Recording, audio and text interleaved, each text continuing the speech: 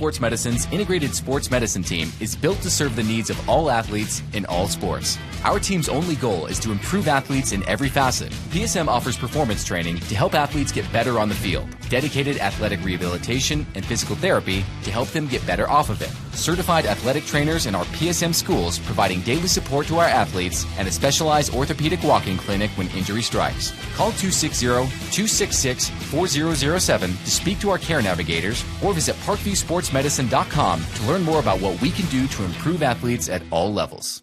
The Acme Bar and Grill, where neighbors meet. A Fort Wayne tradition since 1941. We feature nightly dinner specials along with our iconic pizza, wings, and pork tenderloins, and barbecue in our family-friendly atmosphere with a retro flair. Additionally, we offer a full bar with 26 beers on tap from various Midwest breweries. We also have an area perfect for private events such as meetings, reunions, and banquets that holds up to 50 people. The Acme Bar and Grill, located in the heart of East State Village, where neighbors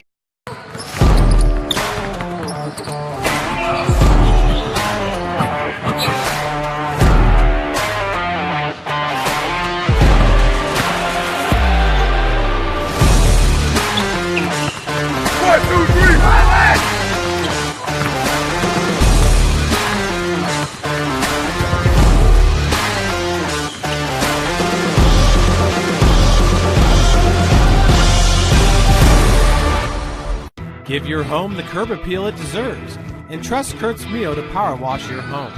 Additional services include concrete sealing, deck and fence cleaning, driveway replacement, and stamped concrete. Just head on over to kurtzmio.com, request your virtual quote, and use the code Summit City for 15% off all power washing services today.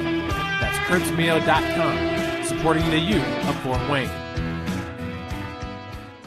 The Kelly Automotive Group is simple, transparent, reliable. Simple. Our customer specialists make buying a car easy and fun. Transparent. Our price listed is the best price. No hassle, no gimmicks. Reliable. Buy with confidence and peace of mind. We work hard to ensure the best value however you shop. Come see us in Decatur at the 2733 Auto Mall and shop 7 brands in one location. The Kelly Automotive Group. Simple, transparent, reliable. Joint pain, sprains, strains, or a possible broken bone?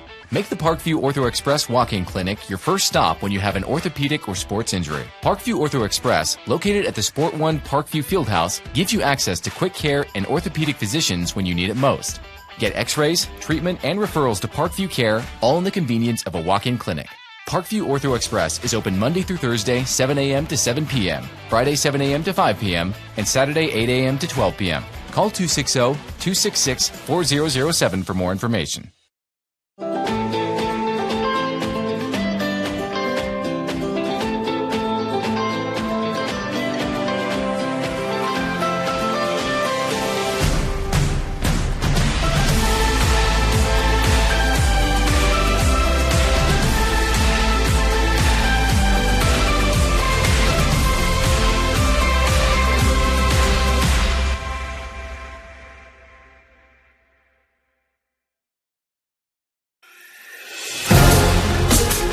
Developing athletes to be foundationally strong. Healthy and consistent training. Expert staff. Long-term athletic development. Parkview Sports Medicine Performance. Any athlete, any age, any skill level. I was once a Southside kid who was led on a journey by high school football. A journey that taught me discipline, toughness, and the skills that made me a success. As a businessman with a CPA license who owns his own firm, I still use the building blocks of high school sports in my everyday life. Someday sports will end no matter what level you reach, but you will be left with the skills to compete in the next game, the game of life.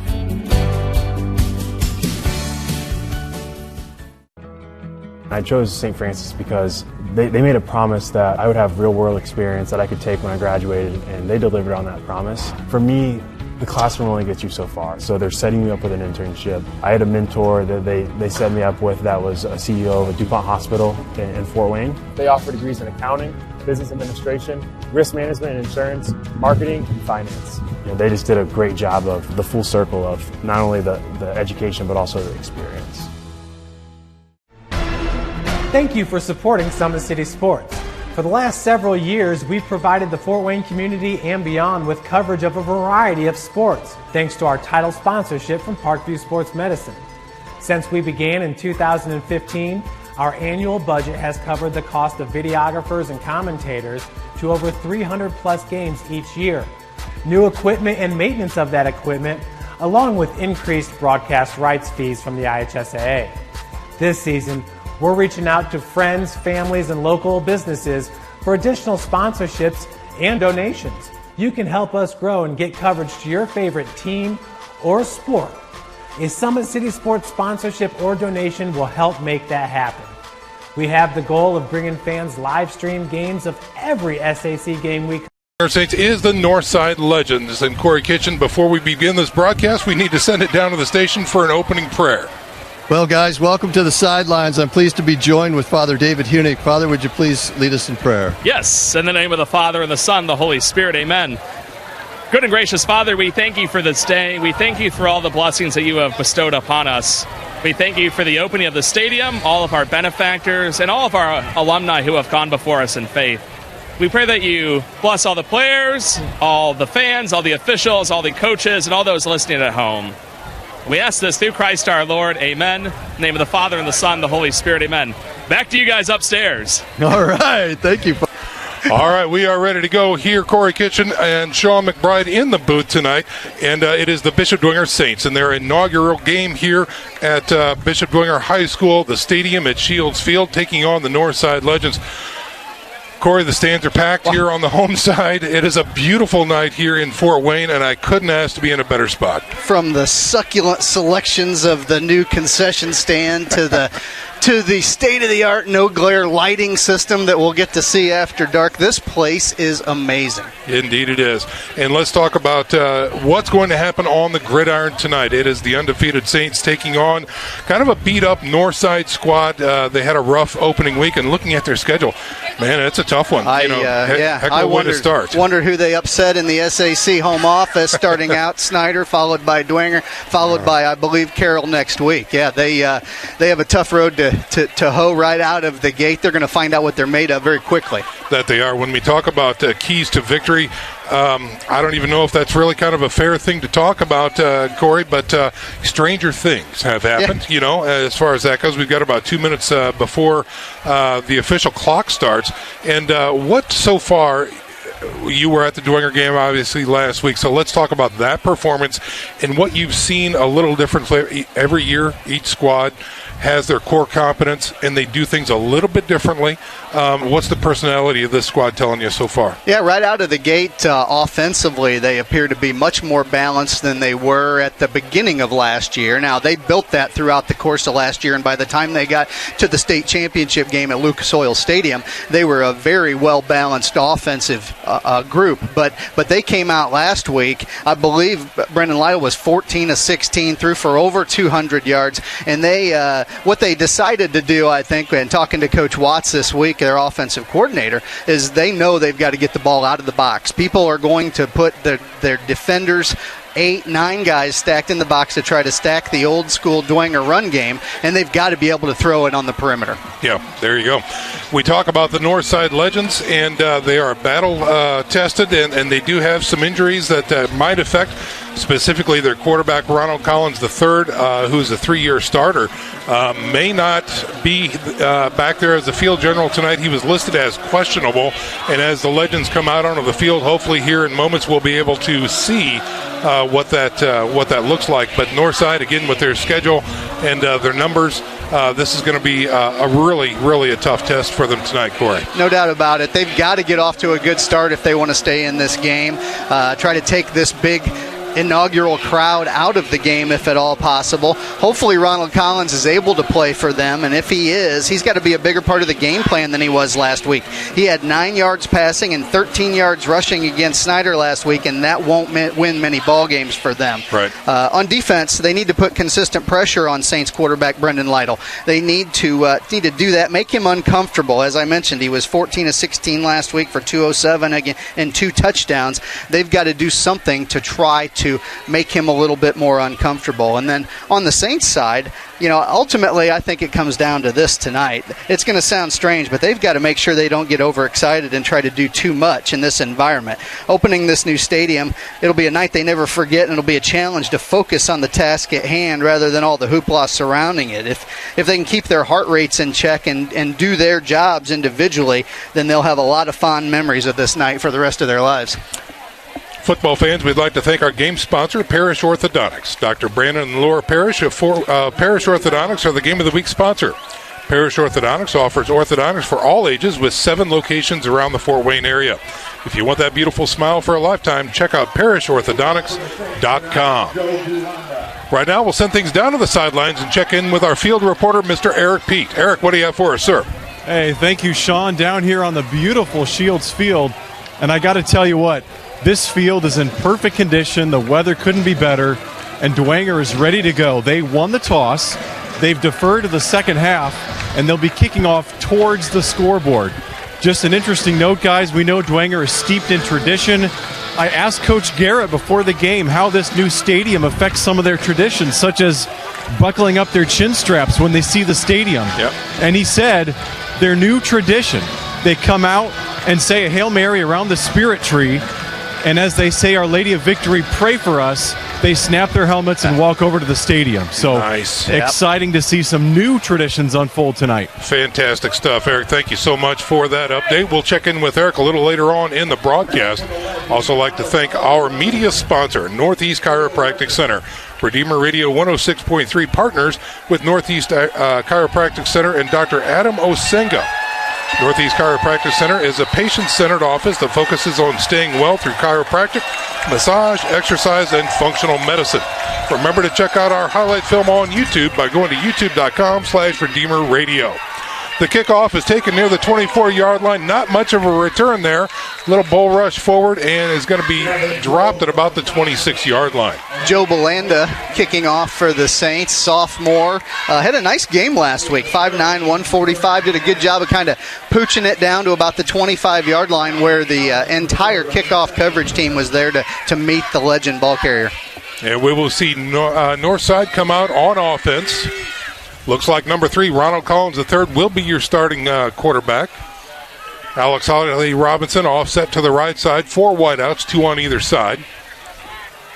Dwenger showing pressure through the middle. Here's a read option over the seat. He's got some room out to the 40-yard line before he's taken down. A quick scamper by Alex Holiday Robinson. Just a quick hitting inside zone. Went right straight up the middle and gashed that Saints defense for a first down right out of the gate. Out to the 41-yard line. So a nice run by Holiday Robinson that time. And the Northside offense is on the move to start the game. Another 1st and 10 from the 41 now. Same formation. No, excuse me. Trips to the right side now. From the shotgun. Here's a snap.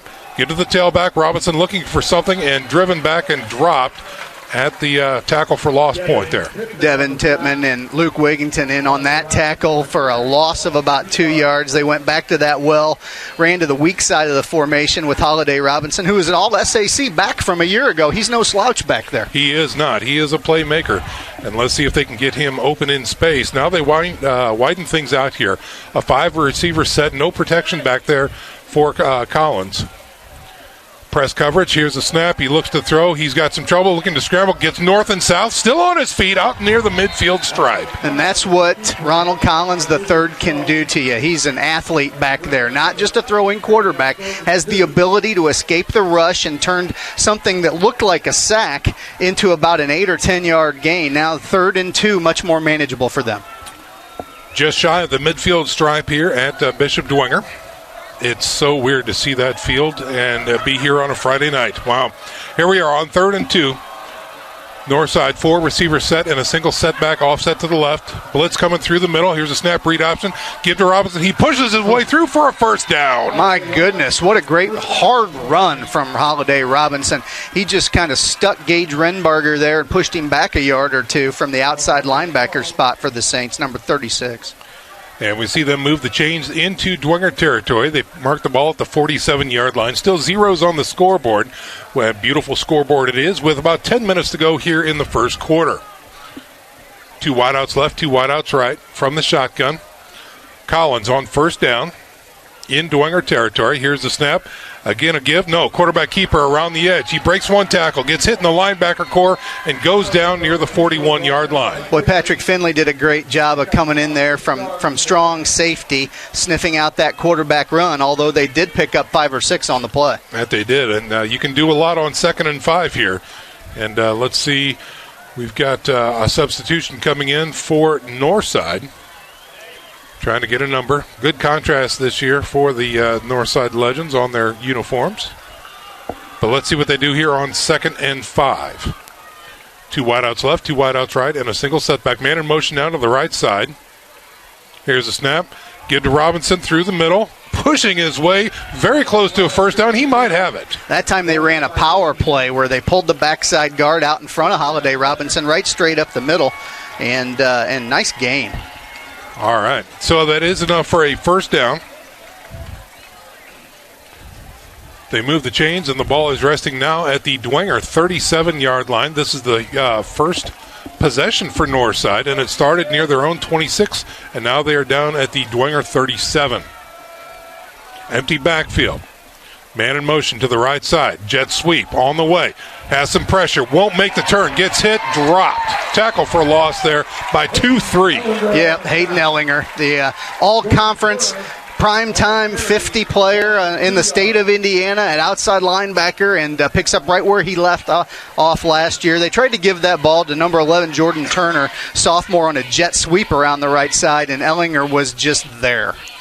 So that's a loss of 2, bringing up 2nd and 12 now. Ball resting back at the 39-yard line. They're working on the right hash mark. Ball is moving left to right on your radio dial. Again, empty backfield. Blitz shown through the middle.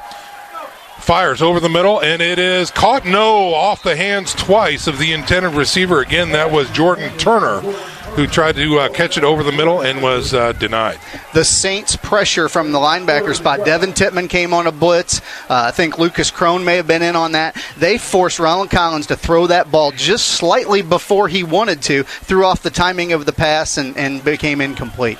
So the drive is in jeopardy now for Northside as they're facing a 3rd and 12, again from the Dwenger 39-yard line.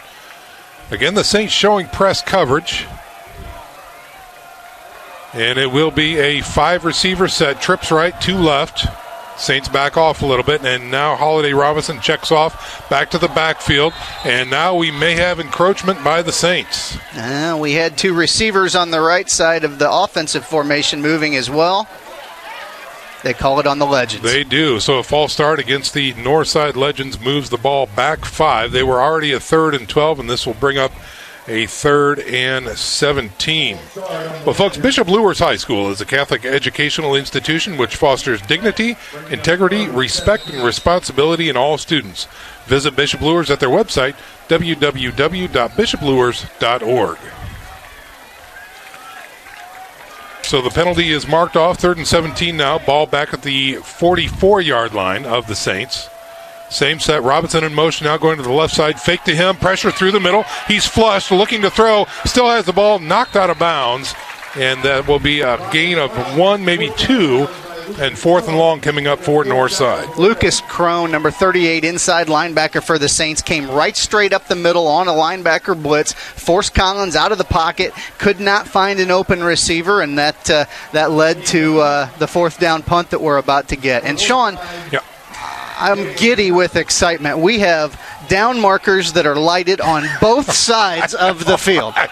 Yeah, I got a little story about that. Okay. So here is the Northside punt. It goes across field and out of bounds, and it will be, depending upon the spot, looks to be inside the 20. So the Dwenger defense holds, And we will see the first opportunity for the Saints on offense, led by the junior quarterback, number 13, Brendan Lytle. And Corey, you talked about those lighted signs. I was talking with one of the assistant coaches for Bishop Dwenger, who might have had a hand in the design and implementation of this stadium. And he goes, all right, McBride, if you had a wish list, what would it be? First thing on the list, lighted down markers, wow. Joe. That is we have and padded chairs. Wow. And look, we got both. Yeah. I tell you what, this is great. We couldn't ask for anything That's more. Right. Here comes the Saints on 1st and 10 out of the I formation. Give to the first back through. It's going to be a blast on a little dive, actually, on the right side. Not much there. Maybe a gain of 1, maybe 2. Patrick O'Keefe on the carry, number 10. Patrick's kind of the jack of all trades on that Dwenger offense. He'll play a little bit of fullback. He'll be split out wide at receiver. He does a little bit of everything and got the first carry at the new stadium. There it is. And we will mark that as a gain of 2, bringing up 2nd and 8 now for the Saints. 7:20 remaining here in the first quarter. Still zeros on the scoreboard. 2 wideouts with a man in motion. Quick wheel route. Hit immediately and dropped. Great pressure that time by the Northside Legends. Oh, my goodness. Jonathan Walker, 5'7", 145-pound senior defensive back, sniffed out that screen pass to Mike Lito Jr. and laid the wood. That he did. So the incompletion puts the ball back at the 21-yard line. And that will bring up a 3rd and 8 now. 3rd and long for the Saints. Lytle and company in the huddle. And here they come on offense. 2 wideouts to the right short side. 1 wideout left is Lito. Single setback. From the shotgun, he's looking to throw. He's got pressure through the middle. Decides to dump on the run. Tip drill, incomplete, and out of the hands of O'Keefe, who was crossing. And that's going to be a 3 and out for the Saints. That's just exactly what we talked about in the opening, in the sense that the Legends were able to put pressure on Lytle, force him out of the pocket, and make him throw that ball before he was comfortable in doing so. Great job by the Legends defense. Up front for the Legends on defense, we've got Walker, McKenzie, Rogers, and Redmond. And they, as you said, Corey, the front four doing a nice job that time, getting some good penetration. Belanda in to kick. No, Lytle. Oh, that's Lytle back there, 13. To punt. That's right, he does punt. That's also a weapon back there. Yeah. Lytle with a big end-over-end kick. Angling out of bounds, but no, it will be caught near the midfield stripe. So a short field coming up for the Northside Legends with 6:58 to go here in the first quarter. Great job of getting that ball out of their deep end, but the Legends, good job of forcing that 3 and out, if you will, on the first possession and getting the ball back. To get it back at midfield, they've got to be really pleased. You'd be tickled about that one for sure. Here come the Legends, led by Ronald Collins III. This is their second opportunity on offense. From their own 49-yard line. Single setback, read option, pressure comes from the edge. She's wrapped up at the line of scrimmage and dropped for no gain. That's Alex Holiday Robinson wearing number 1 for the Legends. Brought Hayden Ellinger off the edge there. Coach Kolkman just loves the speed that he has on defense. In fact, he told me this offseason he's got some defensive backs that he moved down to linebacker. He's got some linebackers that he moved down to defensive line. With their ability to get in the weight room over the summer and get stronger, he can put these faster guys at positions that traditionally aren't. On 2nd and 10 for Northside. 4 wideouts, 2 on each side. Single setback. Here's a snap. Quarterback decides to keep it, and there's Ellinger again in the backfield, nearly at the exchange. That's going to be a big tackle for loss.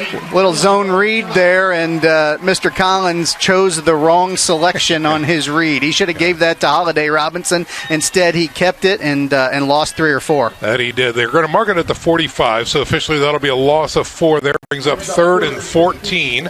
And the offense for the Legends moving backwards on this drive, so a little different flavor. The defense really showing up here for the Saints so far on this drive. 2 wideouts left and right, single setback.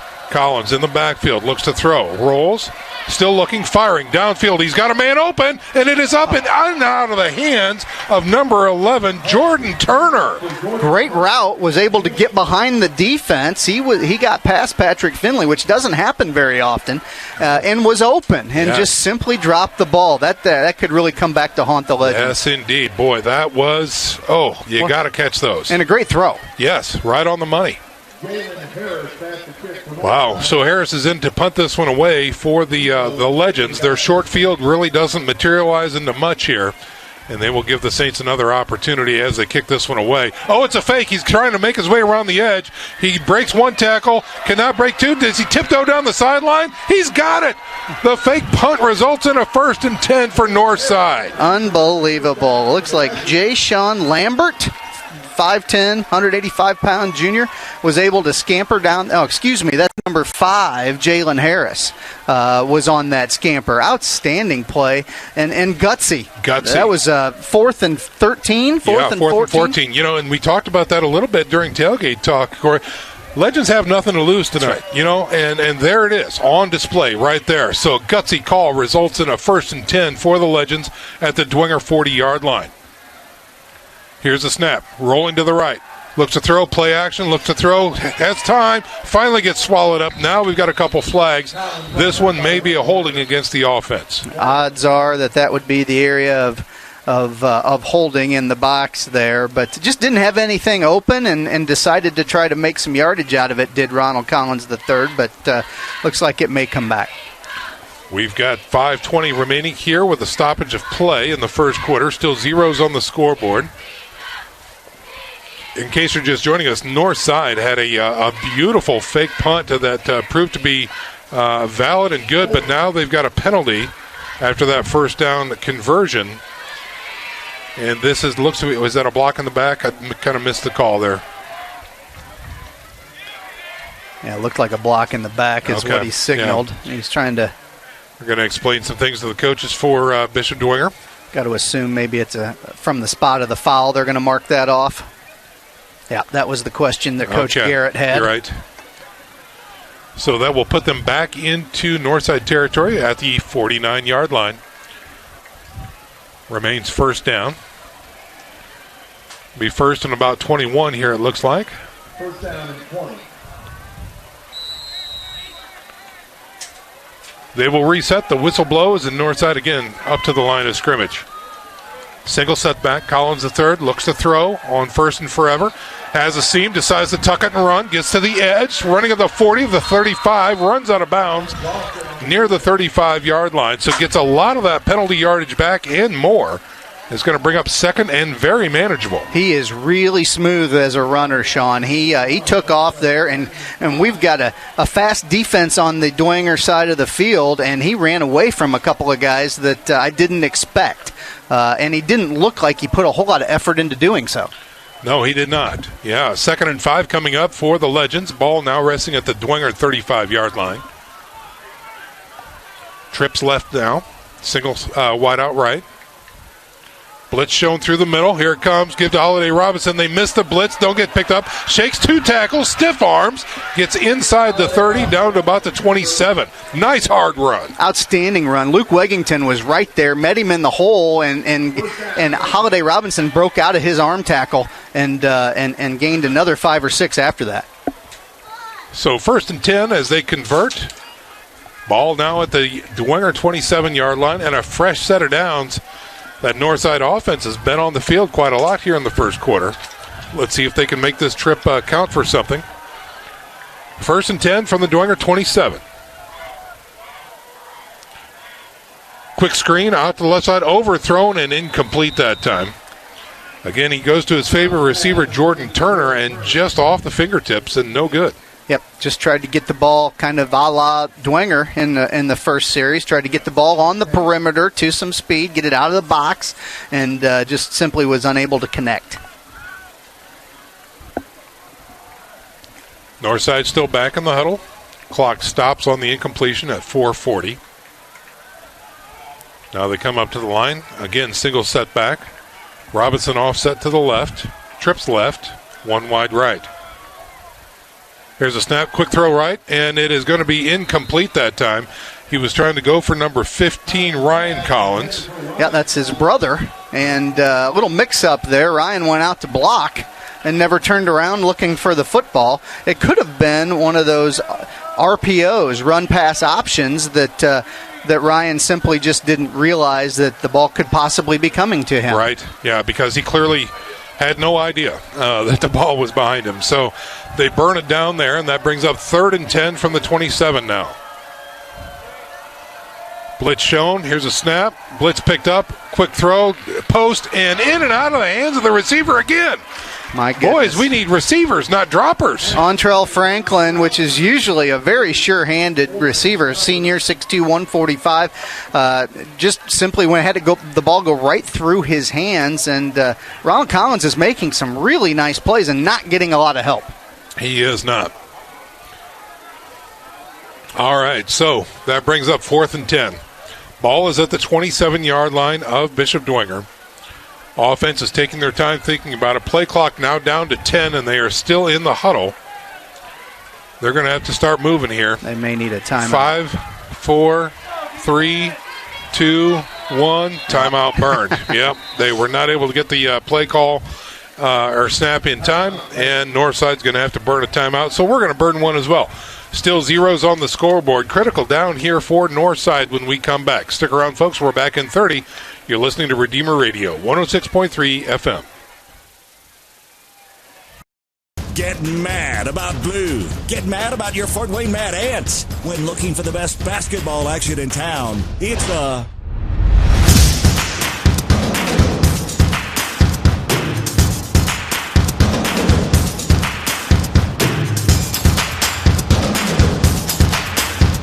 Go to FortWayneMadAnts.com for the complete game schedule. See your Fort Wayne Mad Ants in action.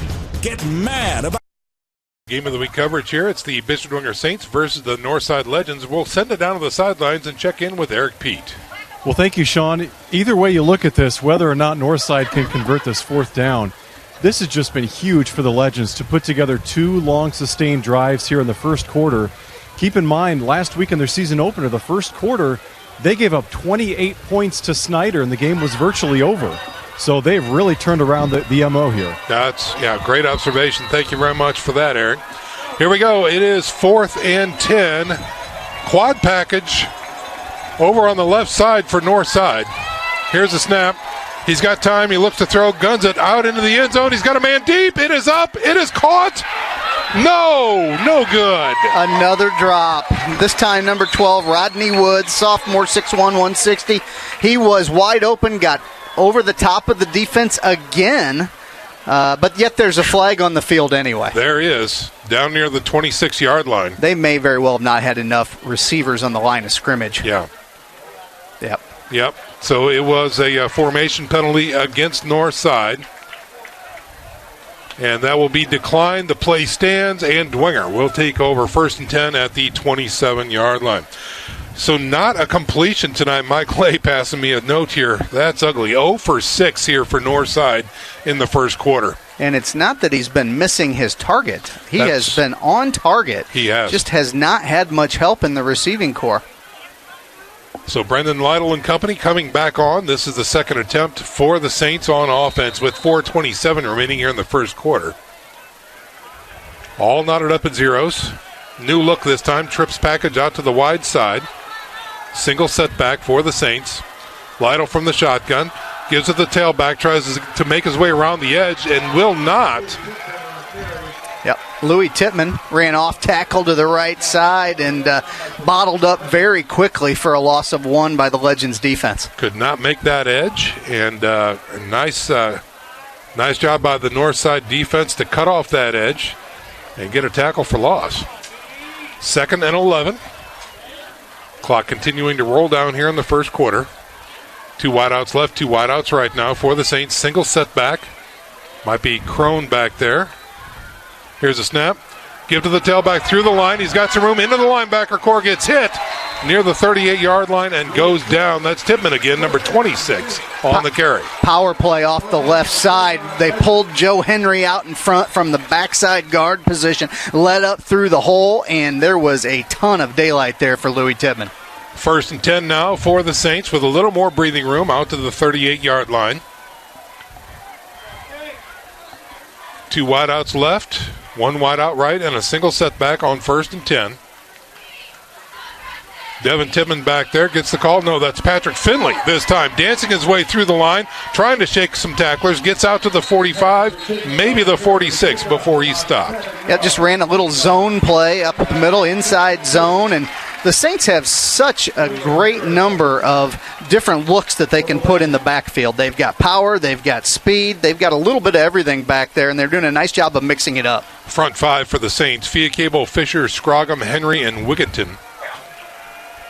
Per man, that's 6'3", 268 up front. On 2nd and short here. Here's a quick pitch around the edge. That's a broken play. Finley trying to make something of it. Gets out of 1 tackle. Stiff arms another. Gets to the midfield stripe. Keeps churning and driven out of bounds in Northside territory. Outstanding individual effort. He was stopped for a first down, was Patrick Finley, and was able to get out of the grasp of that legend tackler and get the first down for the Saints. So off of a broken play, they get 3 yards. They needed 2, and a 1st and 10 now in Northside territory. This is the deepest the Saints have gotten so far on offense, with 2:30 remaining here in the first quarter. Trips package to the right side.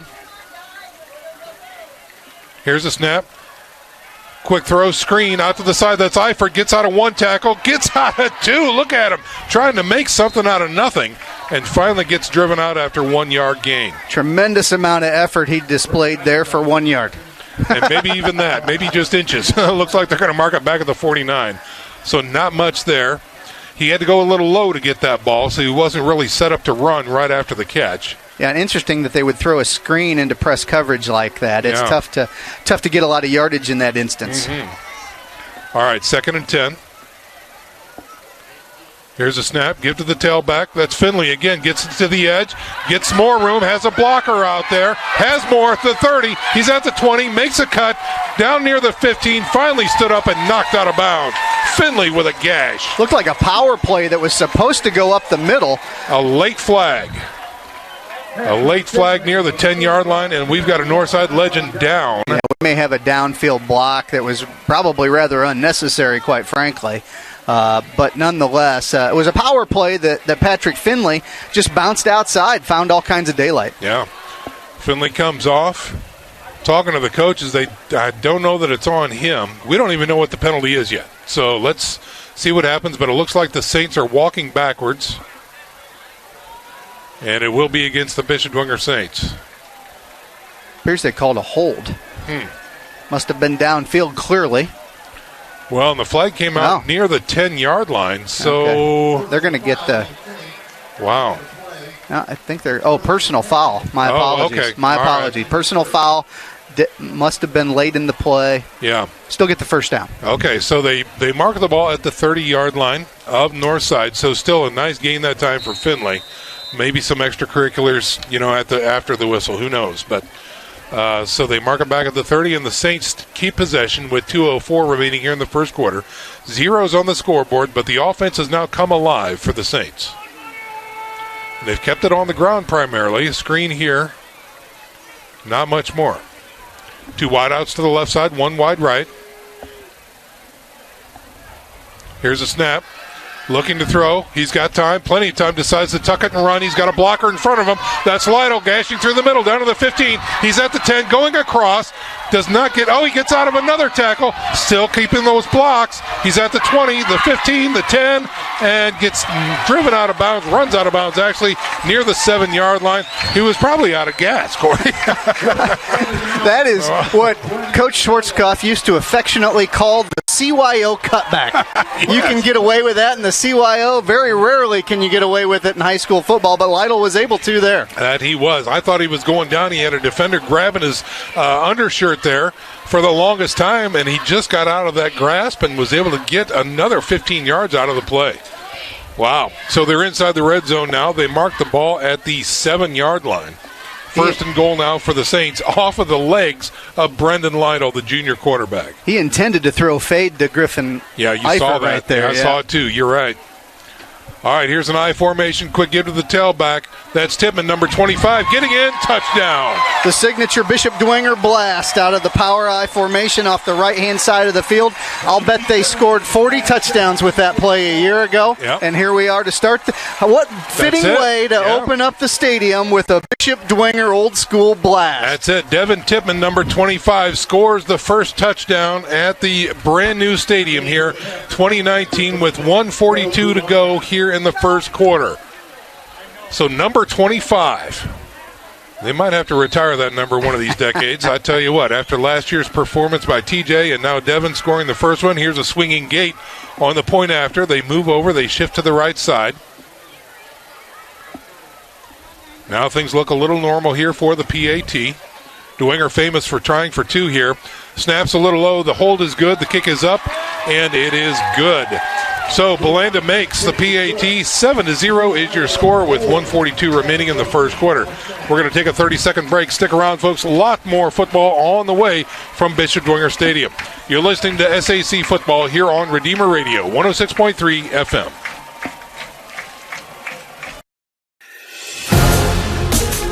Developing athletes to be foundationally strong. Healthy and consistent training. Expert staff. Long-term athletic development. Parkview Sports Medicine Performance. Any athlete, any... And we are back to live action here at the stadium at Shields Field, coming to you live from Bishop Dwenger High School, where Devin Tippmann takes a 7-yard scamper, a hard press on the right side, and the score is now 7-0, Saints on top of the Northside Legends. Well, folks, Notre Dame Federal Credit Union is a strong supporter of Redeemer Radio and our Fort Wayne area Catholic schools. This makes a huge difference in our community. Notre Dame FCU would like to challenge more people to do the same. Just call Tricia Benzing at 260-247-2361 to get more information about how you can become a sponsor of Redeemer Radio. Belanda from the 40, puts his leg into it. Holiday Robinson, the deep back for Northside, taken though by an up back near the 17, gets to the 20, the 25, wrangled down near the 30, and that is where Northside will take over. Jalen Harris stepped in front of Holiday Robinson there on the left side of their return group and ran that forward for a nice little gain in their special teams to start at about the 31. Well, our message to the Northside receivers, you've got to catch those balls, guys. 0 for 6, and it's not Colin's fault, Corey. As you said, he's put some really good passes out there, and these guys, I don't know if there's butter on the hands, but they need to stop. For a guy that we were worried might not even play, he has played really well so far. Great call. First and 10 for the Legends from their own 31-yard line. Here's a snap. He looks to throw. Checks off. Looks over the middle. Hit and dropped. Had a lot of pressure. Two men hit him that time. And an incomplete pass there to number 11, Jordan Turner. Yeah, we'll give the credit on that one to the defense. I think Gage Renberger was involved there. Those guys did a nice job in the secondary of batting that ball away. A tough one to catch. That's going to bring up 2nd and 10. We talk about Renbarger, Tippmann, Crone, and Ellinger back there for the starting linebacker core for the Bishop Dwenger Saints. We're going to see a lot of guys in and out. We even see Wigginton there in the front three for the Saints as well. So, your standard starters may or may not be out there at any given time. On 2nd and 10 for Northside. Here's a snap. Read option. Gives to the tailback. Robinson tries to make his way through the middle. Big scrum and a nice push. Going to fall forward for a gain of 2, maybe 3. Yeah, did a nice job there on a zone play. Tough now to go 3rd and 7, though. Didn't pick up more than 3 yards, even though that would have been probably a better first down play for them than a second. Mm-hmm. Yeah, it looks like a speed package now coming in for the Dwenger Saint defense. On an obvious passing down here, let's see what they do. We've got a trips package to the right side, one wide left. Working off the left hash mark. Single setback is Holiday Robinson. Blitz shown. Here's a snap. He's got pressure, rolls out, he's got time, he's going for it all. No, pulls it back down, looks to throw, out to the flats. He's got his man. It's caught near the 50 and brought in. Number 12, Rodney Woods on the reception. Outstanding composure back there by Ronald Collins III. He was able to buy himself some time after he rolled out of the pocket away from the blitz and was really patient in waiting for a receiver to come back to him and open. So a great conversion that time on third down. We're under a minute to go here in the first quarter. This may do it. I don't know if they're going to get this one off as the, maybe. We're at 30 seconds. Probably the last play of the first quarter here. Ball is resting right at the midfield stripe. Quad package out there for the receivers on the wide side. Blitz shown. Here it is. It's picked up. Screen pattern out there. He's dancing around looking for a block. He does have a reception, but not many yards. That's Robinson on the catch.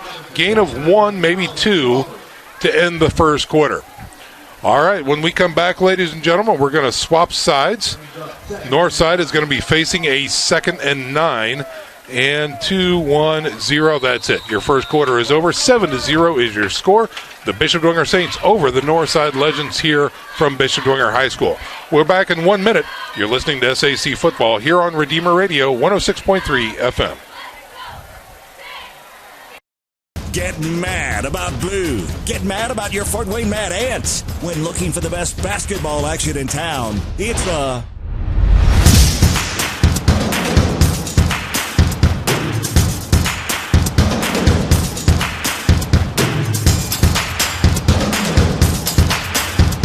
Go to FortWayneMadAnts.com for the complete game schedule. See your Fort Wayne Mad Ants in action. Get mad about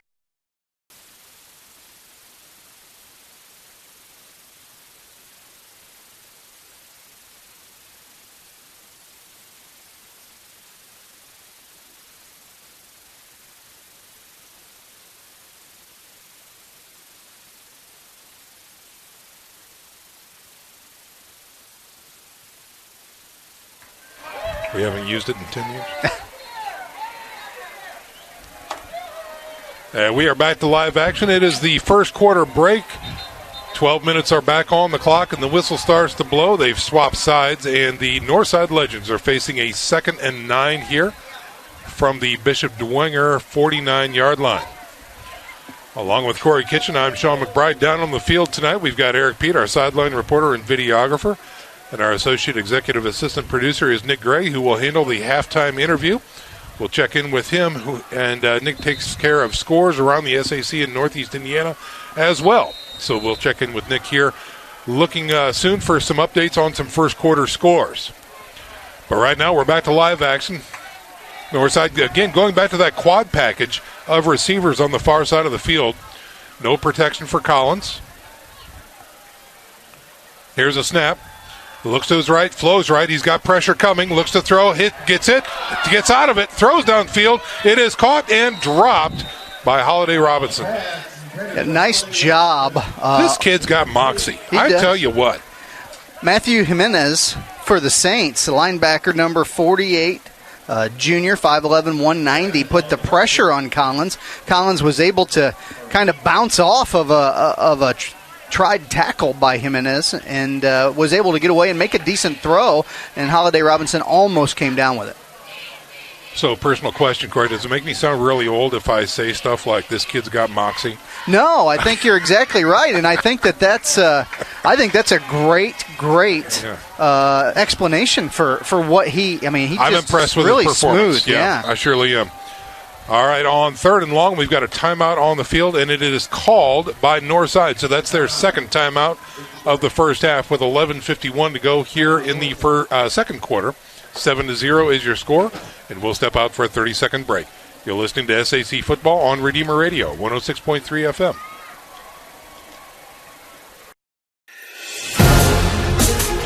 Developing athletes to be foundationally strong.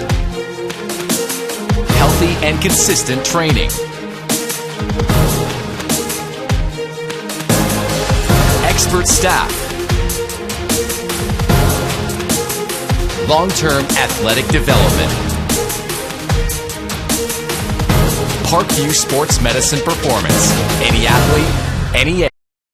go down to the sidelines and check in with Nick Gray. Nick, what do you have for us? Well, guys, there's a lot of action down here on the sidelines, but also all around the area. Right now, Wayne is over at Bishop Luers. Bishop Luers leads that one 10-6. Carroll's over at Snyder or Spooler Stadium, and that one is all tied at 7. Concordia's out at Homestead. Homestead's leading that matchup 7-0. The other one I'm following right now is Leo. Angola's over at Leo, and Leo's winning 20-0. So we'll keep after it all night tonight, guys. And with that, back up to you. All right, here we go on 3rd and long. Man in motion, fake to him. Blitz comes. He steps out of it, launches one to the far sideline, and incomplete, just out of the hands of the intended receiver and out of bounds. So their 3rd and long doesn't work, and now brings up 4th and 9. Collins got lit up pretty good on that one and still was able to get the ball away. Your call on Moxie really fits. I mean, that kid looked down the gun barrel and still delivered the ball. All right, so the punt team comes on for the Northside Legends. That's Jalen Harris, number 5 back there. Now, remember, they have a successful fake punt on the books already here during the first quarter. Here's the snap on 4th and 9. This one gets away. Wobbly kick, fair catch called for, and he was ran into near the 19-yard line. There's finally the flag. The side judge didn't even throw the flag. I don't know what that was about. That's a tough one. It's a tough one for the Legends because it was kind of a bang-bang wave and contact. Yeah. But luckily nobody was hurt. That's what you're worried about in that situation where a defenseless receiver has his arm up thinking he's not going to be hit. Right. So there was contact there. Flag finally does come out, and it will be against Northside. Now they marked the ball at the looks to be the 16-yard line, but he was near the 20. So they'll figure it out. They'll figure it out. And let's see what we have here. Talk about friends of the program and our sponsors, which we truly, truly appreciate. Tri-State Storage Trailer Rental, a local company renting full-size semi-trailers and ground-level containers for commercial storage solutions. Call Kevin Hauser at 844-293-5266. They're a proud supporter of our local athletic programs. That's Kevin Hauser at 844-293-5266. The penalty is assessed, and they move the ball out to the Saints' 32-yard line. That's where Lytle and company will take over, moving left to right on your radio dial. 2 wideouts left, 2 wideouts right, and a single setback. And now we've got another stoppage on the field. Let's wind that play clock, shall we? And we will get started. 11:34 to go here in the first half. 7-0 is your score. Here's a fake. Lytle has pressure, tries to roll out of it. He has more pressure, gets hit at the 30 and driven hard out of bounds. Yeah, not a great decision on his part on that zone read. He decided to keep. That defensive end was right in his face. He probably should have handed that one off to Patrick Finley. So a loss of 2 brings up 2nd and 12 now for the Saints as they mark the ball back at the 30-yard line. Lytle getting instructions from Coach Watts there. I'm sure that might be said. Next time, hand it off. All right. Twins out to the left. 1 wide right.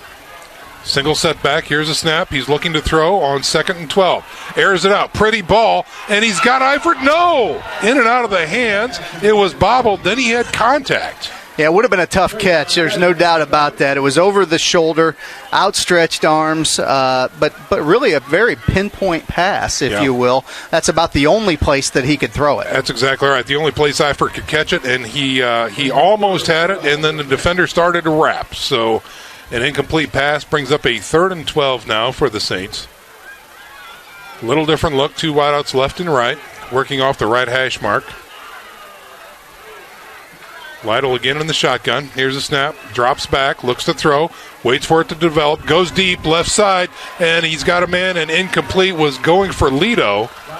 And again, it looks like Lito was not in the right part of the field. He was trying to, follow the hash marks instead of the numbers, it looks like. Yeah, he had a step on his defender, but the pass from Lytle just a little bit too far down the field. Yeah. And they've taken a lot of shots in this particular drive, back-to-back plays down the field without any success. Yeah. So the punt team is on. Lytle is back there, standing at his own 15. Will launch from about the 17-18. Low snap. He does get the kick away. It's a low liner. Takes a Dwenger bounce inside the 40, 35, rolling down to close to the 31. So the offense sputters here in the second quarter for the Saints with 11:02 to go. They will come off the field, and the defense will come back on. Again, if you're just joining us, this is the christening of the stadium at Shields Field here on the campus of Bishop Dwenger High School. An absolutely beautiful night here in Northeast Indiana. And the only thing that could make it better, Corey, in my mind, would be if Washington Center was done. Yeah. I mean, as if we're asking for a lot, but nonetheless, it is a bit of a circus as it relates to traffic around here. And I will say the Dwenger faithful are out in droves. The student section, it's a whiteout. They are fantastic, having fun. The T-shirt gun was on display a little earlier, and we are back to live action. 1st and 10 here for the Legends. Quick throw. No, Ronald, he threw the ball, but right into the defender. That was Ellinger. Elevated and just batted it down. Came off the edge on a blitz, and Collins faked the handoff and was going to throw a quick route right from where Ellinger vacated, but luckily Ellinger was able to get his hands, for the Saints, luckily, to knock that down. The incomplete pass will stop the clock directly at 11 minutes to go here in the second quarter. Brings up a 2nd and 10 off of the incompletion. Collins will have Holiday Robinson on his left hip. Here's a snap. Again, another read option. He decides to keep it this time. Goes nowhere. That's a tackle for loss near the 28-yard line. Good penetration by the Saints. Really good play by that Dwenger defense. They went with the Jets power read, if you will, and Devin Tittman came in. Ellinger shut off the edge run, and Tittman cleaned it up on the inside keep. So again, they're moving backwards here on offense for Northside. Little equipment. We've got to tie his shoelaces here. Official waves it off. And we are ready to go. 3rd and 12 now for the Legends as they wind the clock. Ball at the 29-yard line. Trips package to the right side, one wide left. Collins looks over the defense. Gets some pressure from the edge. Got a flag coming out. Rolls out to his right. Says, go downfield. I'll throw it. He throws it. Intercepted near the 48. I believe that flag's going to be a hold, so the Saints will probably decline and take possession here. Howie Steele, I think, with the first interception here at the stadium. Number 15 comes up with it. Really the first errant ball we've seen Ronald Collins throw. Got forced out of the pocket, threw on the run, and kind of threw into double or triple coverage down the right sideline. It was a hold against Northside. It will be declined, and the Saints will take over off of Howie Steele's interception, 1st and 10 at their own 46-yard line. That Dwenger defense, the speed that they have on display in that 3-4 scheme that Coach Kolkman uses, they've got a blitzing linebacker coming on every play, at least one. And the Legends have yet to figure out exactly where that guy is coming from. Yeah, it's very disruptive. Yeah, it surely is. And so we still haven't cleaned things up here as the officials have yet to spot the ball. The Dwenger offense is out on the field as well as the Northside defense, but the Stripes are still talking. Flag is still resting back at the 24-yard line. And I think the confusion is over. And they get ready to set the ball. Well, again, we've got 10:01 remaining here in the first half. 7-0 is your score. Saints on top. And then again, after the Howie Steele interception, the offense is back out on the field, led by the junior quarterback, Brendan Lytle. I'm confused by why the marker. Okay, here come the down markers. Okay, they're just taking their time. Okay. All right. I don't think anybody told him to move. That was the problem. Could be. Single setback. Lido wide on the right side. Two wideouts on the left side. Lytle in the shotgun. Give to the tailback. Runs it through the middle behind a big block. Going cross-side now. And a nice run for a first down out to about the 41. That's Tittman, right? Number 26. Louis Tittman. Louis did a nice job there. Beautiful run. Junior, 5'6", 160. Not a real big guy, but able to set in behind that big Dwenger offensive line and kind of work his way up the middle there. Nicely done. He hid behind Henry and Wigginton very well. Yes. Yeah. Finley checking in now for the Saints as Louis Tippmann checks out. Gets words of encouragement from the coaching staff. 1st and 10 now for the Saints at the 41-yard line of Northside. 2 wideouts on the short side and a single setback. Here's a snap. Give to the tailback. He runs outside, breaks it outside. Finley looks for that CYO cutback, and it is not there. He'll take it inside the 40 down to about the 38. Now that's something with Patrick Finley. They ran a power play off the right side. Joe Henry pulled from his backside guard position, and Finley was there before Henry was. Right. So he bounced it outside instead of having the patience, and that's something Patrick's going to learn as he continues to carry the ball in between the tackle box. He's not used to that much. Right. He's been a receiver rather than a running back in the past. He looks for those green acres as fast as he can get there, and sometimes it just doesn't develop. All right, trips out to the wide side. Here's a snap, quick screen this time. Eifert's got it, breaks a tackle, gets the first down, puts a shoulder into it inside the 30, down to the 28. And that's Coach Watt's way of getting that ball out of the tackle box, out on the perimeter to an athlete with the ball in space, and Eifert was able to break a tackle and get a nice gain out of it. Yep. Inside the 30, again, down to the 28-yard line. Another first down for the Saints as they continue to roll here with 8:33 to go in the first half. Working off the left hash mark. Single setback, 2 wideouts to the left, 1 wide right. Here's a snap. He looks to throw, looking, firing, goes to the corner. It's the fade. He's got his man. Lito's got it and dropped it. Dropped it. Oh, it was there. They're calling touchdown. Hold on. Oh, whoa. Touchdown Saints. Michael Lito came up with the ball, came down, and it rolled out. And they're giving him credit for that? That they are. We're going to head down to the sidelines and see Nick Gray is standing down there Eric Pete's right there. Eric, what'd you see? Guys, I was about 5 feet away from that corner pylon, and I saw exactly what you saw, guys. He caught it. He had control, but on the way down, lost the ball. And I don't know if it was the ground that caused it to come out or it might have already been coming out, but either way, he did not control that ball all the way through the ground. He did not survive the ground, as they say. Right. So the Saints catch a break there. Wow. All right, Eric, thanks very much for that. The PAT is up and good. Belanda makes it good. 7 more points on the board for the Bishop Dwenger Saints. 14-0 is now your score with 8:09 to go here in the first half. We'll step out for a 30-second break. You're listening to SAC Football here on Redeemer Radio, 106.3 FM. Welcome to the Summit City, home to the 260's dedicated high school athletes and fans. Each victory and celebration captured by our cameras.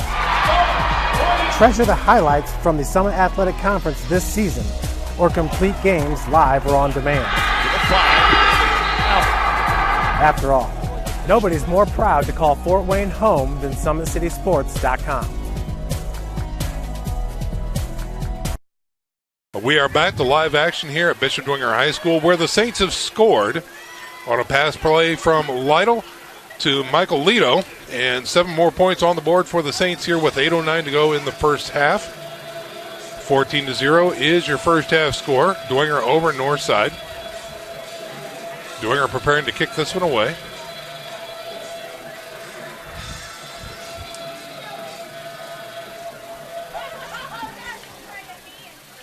And it looks like we've got a different kicker out there now, number 98. That's Quinn Gillig, the junior kicker for the Saints.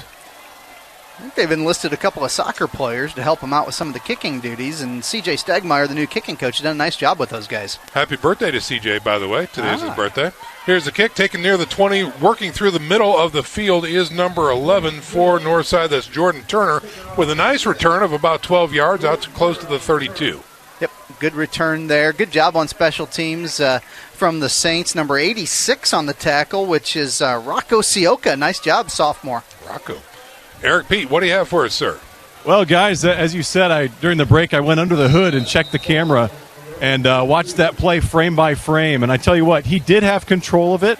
He caught it. He went down to the ground, and it came out when he hit the ground. I conferred with our sideline expert, one Casey O'Boyle, who did say that in youth rules, it's not like the NFL, that the ground cannot cause a fumble. So I believe the officials had that call correct. All right.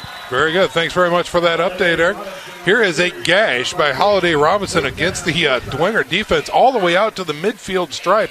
That's a gain of 18. That's the exact word I was going to use. It was a gash, and I think that what happened there is they ran that zone play right where that blitz came from, and they almost passed on the handoff there, and Holiday Robinson broke a big play. Nobody was there. So the ball is at the 50-yard line.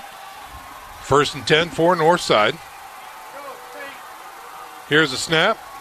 Trips package. He throws over the middle, over and incomplete off the outstretched hands of his intended receiver. That was number 12, Rodney Woods. Had some defenders from that front line of the Saints defense right in his face. Vinny Fiacable, Luke Wigington. Those guys would force me to get rid of it real quickly. Yeah. Yeah, again, just to talk about those guys a little bit more in depth. Fiacable checking in at 6'4", 280. Wigington checking in at 6'6", 280. That is a lot of conditioned beef running right at you. Yeah, those guys are big, and Collins is not. And to see those guys in your face would force you to get rid of it a little bit more quickly than he wanted to.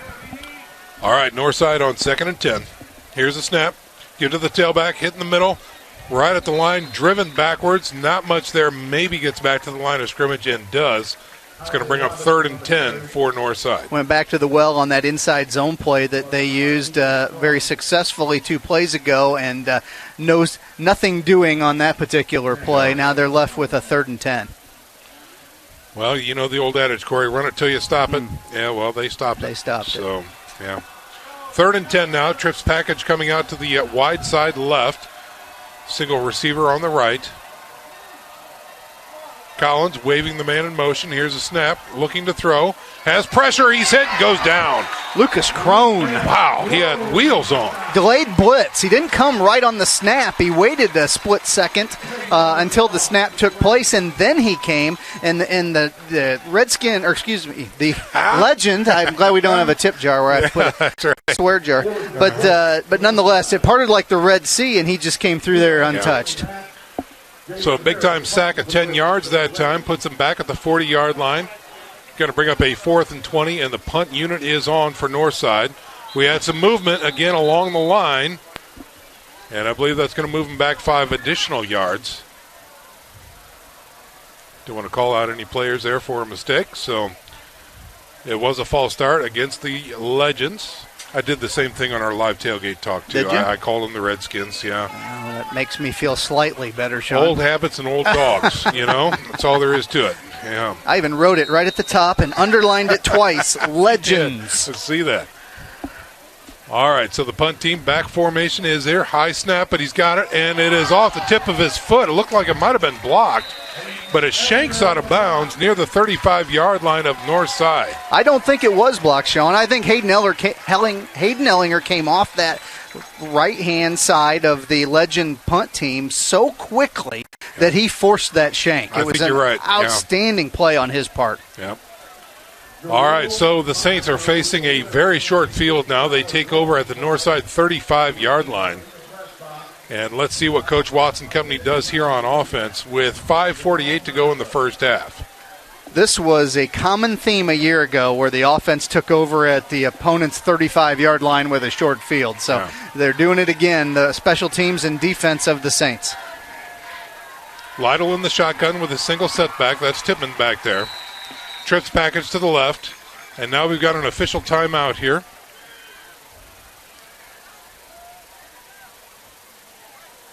Just got something off the carpet that needs to be cleaned up.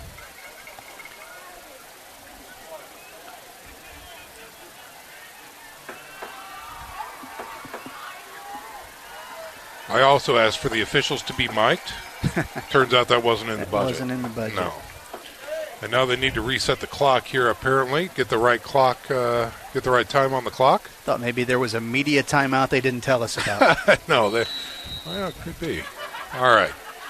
Whistle blows. We're ready for action. Trips package to the left. Single setback. Lytle looks to throw on first down. Flush from the pocket. Rolling to his right. Looking to throw. It's got a man wide open. It's caught. That's Eifert. Down at the 15. Down at the 10. Inside the 10 and driven out of bounds. Boy, the Legends defense did a great job of forcing Lytle out of the pocket, but he never gave up on the play and was able to find Eifert off to his left side wide open, and big gain for the Saints. Yeah, it looks to be about maybe 25 yards on the reception there for Eifert, who was alone in the flats and was able to turn and get additional yards after the catch, down to the 10. The Saints, again, knocking at the door, 1st and 10 inside the red zone of the Legends with 5:42 remaining here in the first half. They break huddle, come to the line. Looks like they're going heavy right this time. 3 men in the backfield, Lytle under center. Here's a snap. Get to the third man through. They flow to the right side, waiting for his blocks. Trying to find the edge. He gets the edge, turns it up. Touchdown, Devin Tippmann. Another blast off the right-hand side. The Dwenger blast play, and yields points once again for Devin Tippmann. 2 touchdowns on the night for Tippmann. Your score now, 20-0 for the Northside Legends. Check that. The Saints on top of the Legends. Want to create any confusion there. Will they practice their swinging gait tonight is the question. And now a timeout on the field.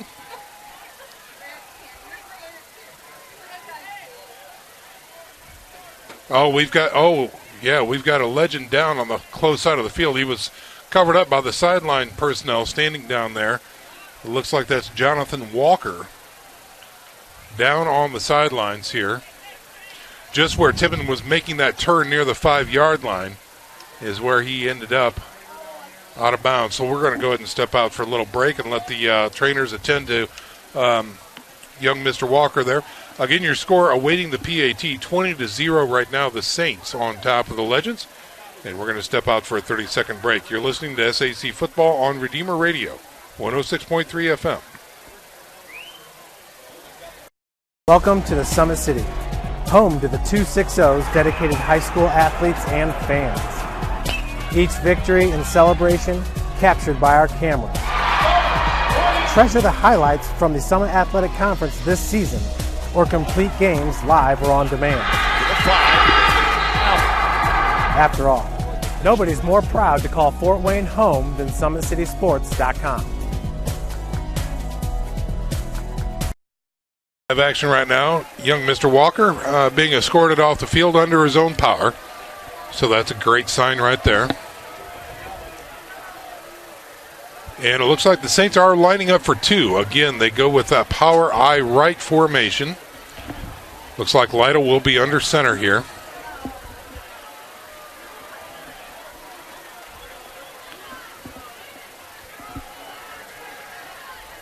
Ball resting at the 2.5, 3 yard line there. Got still timeout on the play as the official has not released the ball. There it is. Whistle's ready. Lytle under center. Here's a snap. Quick give to the first man through, and it is good. Vinny Cable. The big ugly takes it in for 2. A la Refrigerator Perry on the 85 Bears. The power back is given the quick hitting, and he just carried a couple of Legends into the end zone. We talked about it a little bit before. Fiat Cable checks in at 6'4", 280. We think he might be a little shy there. One grinder from Amore's Pizza, and he might be tipping 3. I don't know, but a neat run, neat opportunity for Vinny Fiat Cable to run that one in. On the opening night of the new stadium, that'll be a memory he'll never forget. 22-0 is your score. The Saints on top of the Legends. And, Corey, the way this game started out, I really didn't know if it was going to be a lopsided affair. But it seems after the first couple series, the Saints really got engaged and into the game, and now they've really kind of taken over here. Well, I really do think there's something, too, a little bit of overexcitement, your heart rate up a little bit. And let's give credit where it's due to the Legends. I mean, many coaches often say you make your most improvement from week 1 to week 2 of the season, and I think they've definitely improved based on what I see tonight versus a week ago against Snyder. Right. You're absolutely right. Yep.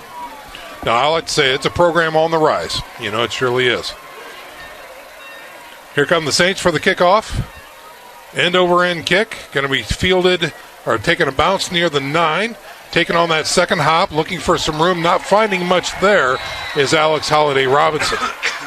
I got a great kick from Joe Belanda. He kicked it where he was not, if you will, in the sense that kicked it way across the field from where Holiday Robinson was set to receive. Had to go clear across the field horizontally to pick up the ball, and that's where the Saints defense was able to get a hold of him at the 10-yard line. So outstanding special teams play by a young kicker.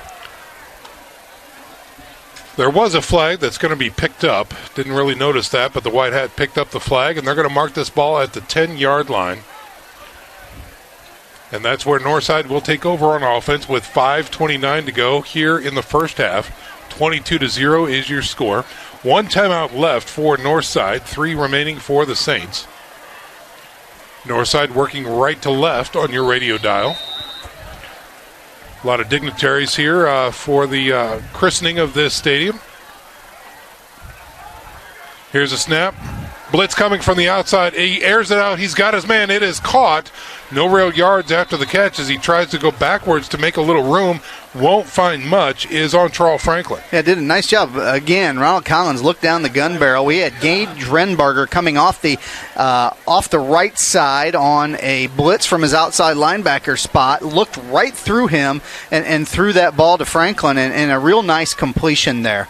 Renbarger's a kid that Coach Kolkman speaks very highly of. He moved him down from defensive back to outside linebacker, and he's been added some speed to that linebacking core. That he has. He's got a great motor. Second and about 4 now for the Legends. Here's a snap. Give to Robinson. He's hit immediately at the line of scrimmage. Driven back. About 4 gold helmets on him and finally taken down. He'll get to the 15, so that's going to be a tackle for loss on the play. Big Austin Busher in there first on the tackle. Did a nice job. Junior, 6'2", 270, number 67, getting in there at that rotation at defensive line and making a nice play. Going to bring up a 3rd and 5 now for the Legends as the ball is resting at the 15. Clock continues to tick down. Scanning the sidelines. It's my boy down there from Nashville. He made it all the way from Nashville, Tennessee. Just come up here and see this game. Outstanding. Love to see that. On 3rd and 5, here's Collins. He's got backside pressure, gets the ball away. It is caught. Got the first down, trying to make some moves. And he's going to get tangled up and driven back. P. Finn and the others are out there for Dwenger, but not enough, to make a first down. Ontrell Franklin again. He's becoming quickly the Legends' most dependable receiver here in the second quarter. And nice pitch and catch from Collins to Franklin to move the chains. They needed 5. They got 7. The ball is now out at the 22-yard line. And a fresh set of downs for the Legends. How nice is that lighted sign, Corey? I tell you, that's a beautiful thing. Nice bright 1 out there for us old dogs. 1st and 10 for the Legends. Trips package to the left side. Here's a read through the middle. Not much there for the running back, Robinson. Plunges his way, falls forward to the 24. Right up the middle, and Austin Busher in there, involved again. They did get 2 yards on the play, but Busher at nose guard is really plugging up those A-gaps. Well, he's doing a fine job of it. And let's check his stats as well. Austin Busher, he's a junior, 6'2", 270. Again, that might be light. He casts a big shadow. He does. Brand new LED lights coming on here for the stadium at Shields Field. Here's a snap on 2nd and 8. Pressure, he's through the middle, he gets wrapped, gets out of it. No, finally they do take him down near the 29-yard line.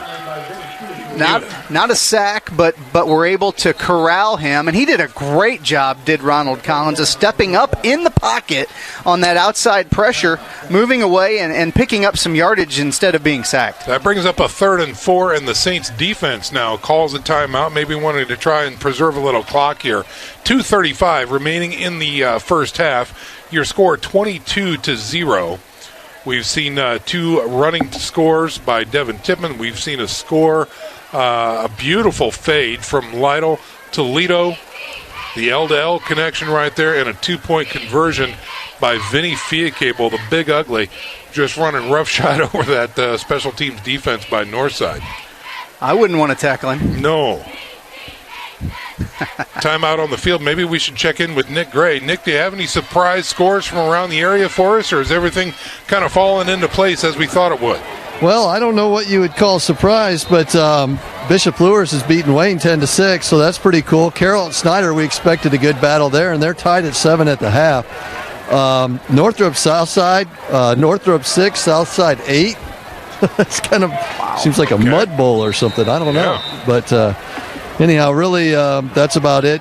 DeKalb's over at Garrett. They're tied at 7 too. So we'll get you a few more updates for at halftime. But tune in at halftime, folks. We're going to have Jason Shipley and Katie Burns from Bishop Dwenger on. Should be a fun time. Back up to you. 3rd and 4 for the Legends. It looks like they are going to convert on the interior post there out to about the 42-yard line. Jordan Turner on the catch, sophomore receiver for the Legends. They went empty formation, nobody in the backfield, and ran a bunch of quick slants, as you mentioned, Sean, and they're able to have some success with that so far underneath the defense of the Saints. 1st and 10 for the Legends, nearing midfield, out to the 37-yard line. Trips package again on the left side. Collins looks to throw, looking right. He's got pressure, steps out of it, rolls right, throws right, got a jump ball, and incomplete that time. Yep, they forced him out of the pocket, did the Saints defense, and he had his receiver early but was unable to get the ball off. He had to move right out of the pocket because of the pressure up the middle and just kind of lofted it up in the air. Howie Steelback on the defensive coverage did a nice job of not getting an interference penalty. Anytime a ball's kind of up for grabs like that, sometimes you can get a little handsy with the receiver, and he was able to keep from doing that. Nice play. The incompletion stops the clock at 2:03. Brings up a 2nd and 10 for the Legends as they break huddle and come to the line. Collins will have a single setback, offset to his left, and a trips package right.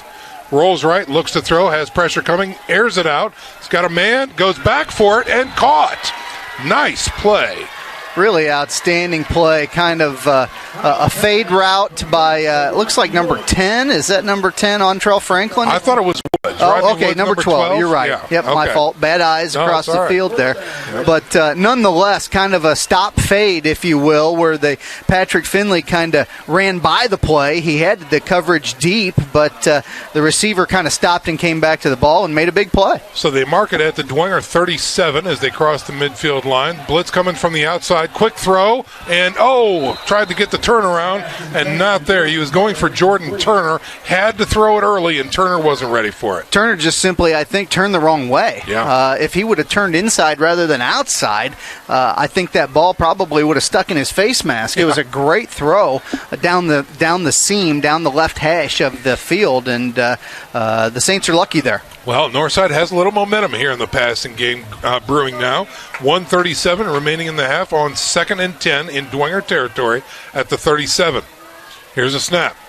Looks to throw. Airs it out. Nice pass and incomplete near the 28-yard line. Renbarger on the coverage that time. Again, he was going for Rodney Woods. Yep, and that just shows the versatility of Renbarger. One play he's on a blitz, the next play he's out in pass coverage, and that's a defensive back a year ago, so he's darn good at pass coverage. Yes, he was, and he was right there. Yeah. So the incomplete pass stops the clock at 1:32. Brings up 3rd and 10 now as the Legends are forced into a passing down. 2 wideouts left and right, working off the right hash mark.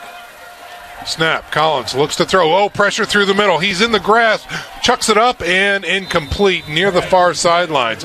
Dangerous thing to do there by Collins, but it is just an incomplete pass. Yeah, very, very fortunate there that wasn't picked off. Ellinger had him by the jersey, came on his outside blitz, and Collins just kind of threw it up for grabs, and fortunately for him, he threw it out of bounds. And it looks like the offense is going to stay on the field for Northside as Toby Ecke checks in for the Saints. I'm really high on this Ecke kid. First-year player, was a soccer star prior to this. And, man, he fills out the pads nice, and he really knows how to lower his shoulder. Played basketball last winter as well. 4th and 10 for Northside. He's got some time. Oh, gets pressure through the middle, rolls. He's got some Green Acres, decides to try and run. His hit at the 34 and dropped by Patrick Finley. Great open field tackle by Patrick Finley. He was, if it wasn't for him, the Legends would have had a first down right there. He was the only guy there and was able to come up with that one-on-one open field tackle, and that's no easy skill to do. It is not. Well, again, the Saints defense holds. They've got 1:20 left remaining here in the first half. They're up 22-0 over the Legends, and the offense is now back out on the field. We're going to see a little 2-minute drill here. I'd love to see that before the half from the Saints. See what they've got. 2 wideouts left and right and a single setback. Lytle looks to throw on first down. Flag comes out. He's got pressure from the backside. Still looks to throw. Airs it out in the flats. He's got his man. That's Lito. Came back for the ball and caught near the 48-yard line. And now a second flag comes out. Yeah, we've got a bunch of linemen downfield. Yeah. I think it was supposed to be a screen, and that's something young Mr. Lytle will have to learn, that if you've got a screen that you don't throw out right out of the gate, your linemen are going to be downfield, and you just need to eat it. Yep, that's exactly right. And so they did tap the hat, so that's a legal man downfield, and that will set them back. 1:12 remaining here in the first half. It'll be great to hear from the administration here as our halftime interview is moments away. Director of Development Katie Burns and Principal Jason Schiffley will be our honored guests during our halftime interview. Let's wind up play here. Same formation, single setback, 2 wideouts left and right. Lytle from the shotgun. Airs it out, goes left side, has a man, is wide open, that's Eifert. Gets to the 41 and is dropped. Good open field tackle that time, I believe. Is that number 8 out there? Yeah, looks like Trayvon Redmond, junior 5'7", 140. Nice job on the open field tackle. We just talked about Patrick Finley doing that for the Saints, and that's a nice one for the Legends. Timeout on the field with 53.5 seconds remaining here in the first half, so we're going to step out for a little break ourselves. Ball is resting at the 41-yard line of the Saints. They've got a 2nd and 3 when we come back. Stick around, folks. This is SAC Football on Redeemer Radio, 106.3 FM. Welcome to the Summit City, home to the 260's dedicated high school athletes and fans. Each victory and celebration captured by our camera. Treasure the highlights from the Summit Athletic Conference this season, or complete games live or on demand. After all, nobody's more proud to call Fort Wayne home than SummitCitySports.com. Broadcasting live from Bishop Dwenger High School alongside Corey Kitchen. I'm Sean McBride. We're getting ready to wrap up the first half of action here as the Saints are over the Northside Legends 22-0 with 53.5 seconds remaining. On 2nd and 3, Lytle from the shotgun. Hold the phone. We aren't ready. Timeout, Northside. Okay, so Northside is going to burn a timeout here. And that is going to be their last of the first half. We'll go ahead and keep things right here. Must not have liked what they saw from the personnel that they had in against that 2x2 spread formation of the Saints. So better safe than sorry. Yep. To give up a big play.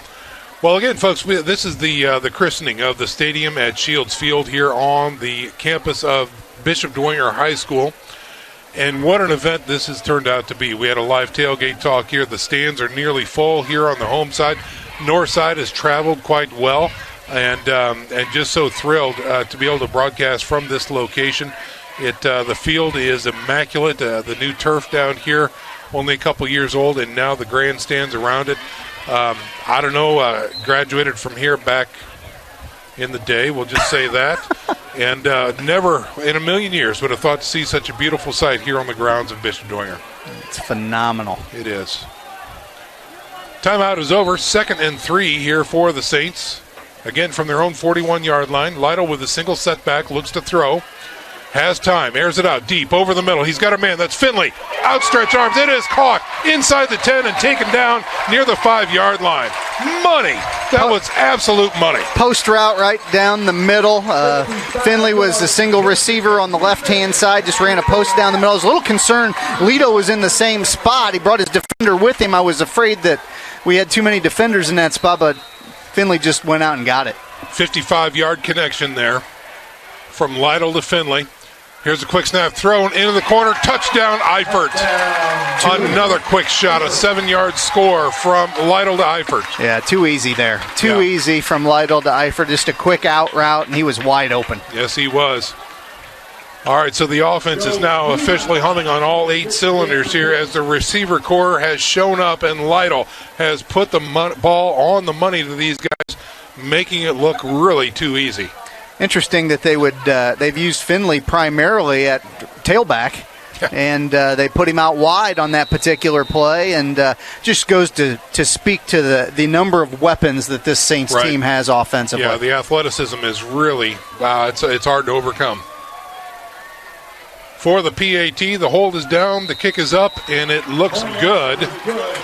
And so that is going to put another point on the board for the Dwenger Saints. That's Belanda, who is perfect on the night. So 29-0 is your score with 36.9 seconds remaining here. Corey, we talked about, you had mentioned, hey, maybe the 2-minute drill is on display here. Well, one quick bomb, and then a quick out route. And another 6 points on the board just like that. It wasn't dink and dunk down the field, that's for sure. They took a shot on a post route down the middle to Finley. We saw that play a lot late in the season last year when Finley came back from his injury. And obviously the timing still exists between those two. Well, and as I recall, wasn't it his first play back, I believe? He made that major connection last year. So, Finley is back, and he is clearly in midseason form right there. So, boy, they are exciting to watch. And, is it Finley? Is it Eifert? Is it Lito? Is it even Howie Steele has wheels, when he's in as well. They're really high on Henry O'Keefe, a sophomore. I mean, they just got speed after speed after speed that many teams can't match. Yeah, I mean, you think about guys like Fosnaw, Blaine Houston, all these guys can catch that ball. I mean, weapon after weapon. They do. And, they are a dangerous squad with Lytle back there. So, again, the Saints 29-0 here in the first half. 36.9 seconds remaining. And again, it looks like we have number 98, Gillig, in to launch this one from the 40. He's kicking left to right on your radio dial. And this is a little pooch up front, and it's taken by the first line through. Taking it across field is number 4. He's back healthy again. Almost gets out of the tackles, and he's going to be taken out of bounds near the 46-yard line. Yeah, it looked like for the Saints, Gavin Groves on the tackle there. Nice job, sophomore, getting in on special teams. Yeah, Jonathan Walker, he was up, and he was the injured player down here near the 5-yard line previously. So it's good to see him back and active again for the Northside Legends. Very much so. And that return is going to give them a short field, but not a lot of time here. 29.4 seconds remaining here in the first half. They're going to line up with a trips package to the left side, one wide out right, and a single back protector.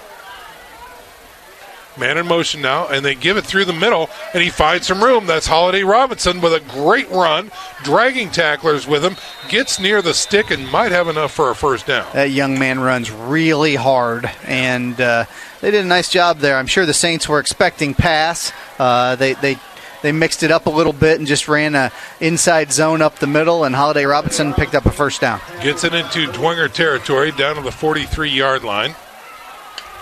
They swap fields, trip package now on the right side in the waning seconds of the first half. The give again to Holiday Robinson, steps out of a tackle, twists, takes down 2 defenders, and is dropped near the 38 to end the first half. So that's going to do it for our first half of action. Ladies and gentlemen, 29-0 is your score. The Saints exit the field to an appreciative crowd. Our halftime presentation is coming up in mere moments. We're going to step out for a little 30-second break. When we come back, we'll have scores from around the area, our halftime interview, our observations from our football experts, and we'll look into the crystal ball to see what we see here coming up in the second half of play.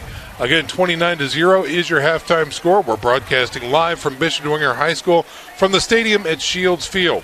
We'll be back in 30 seconds You're listening to SAC Football here on Redeemer Radio, 106.3 FM.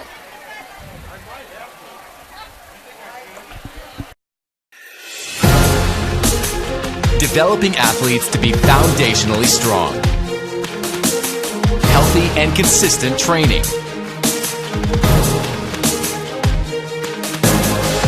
Expert staff. Long-term athletic development. Parkview Sports Medicine Performance. Any athlete, any age. Welcome back to SAC Football here on Redeemer Radio. This is our halftime presentation, broadcasting live from Bishop Dwenger High School at the stadium at Shields Field. It's 29-0 is your halftime score, and right now we're going to send it down on the sidelines for our halftime presentation. Nick Gray, take it away. Well, welcome to the sidelines, everyone. You know, I never, ever dreamed I would have this opportunity tonight. Right, guys? Absolutely. So I'm pleased to be joined by Mr. John Tippmann, the guy that kicked off. You know, how do you begin in a football game?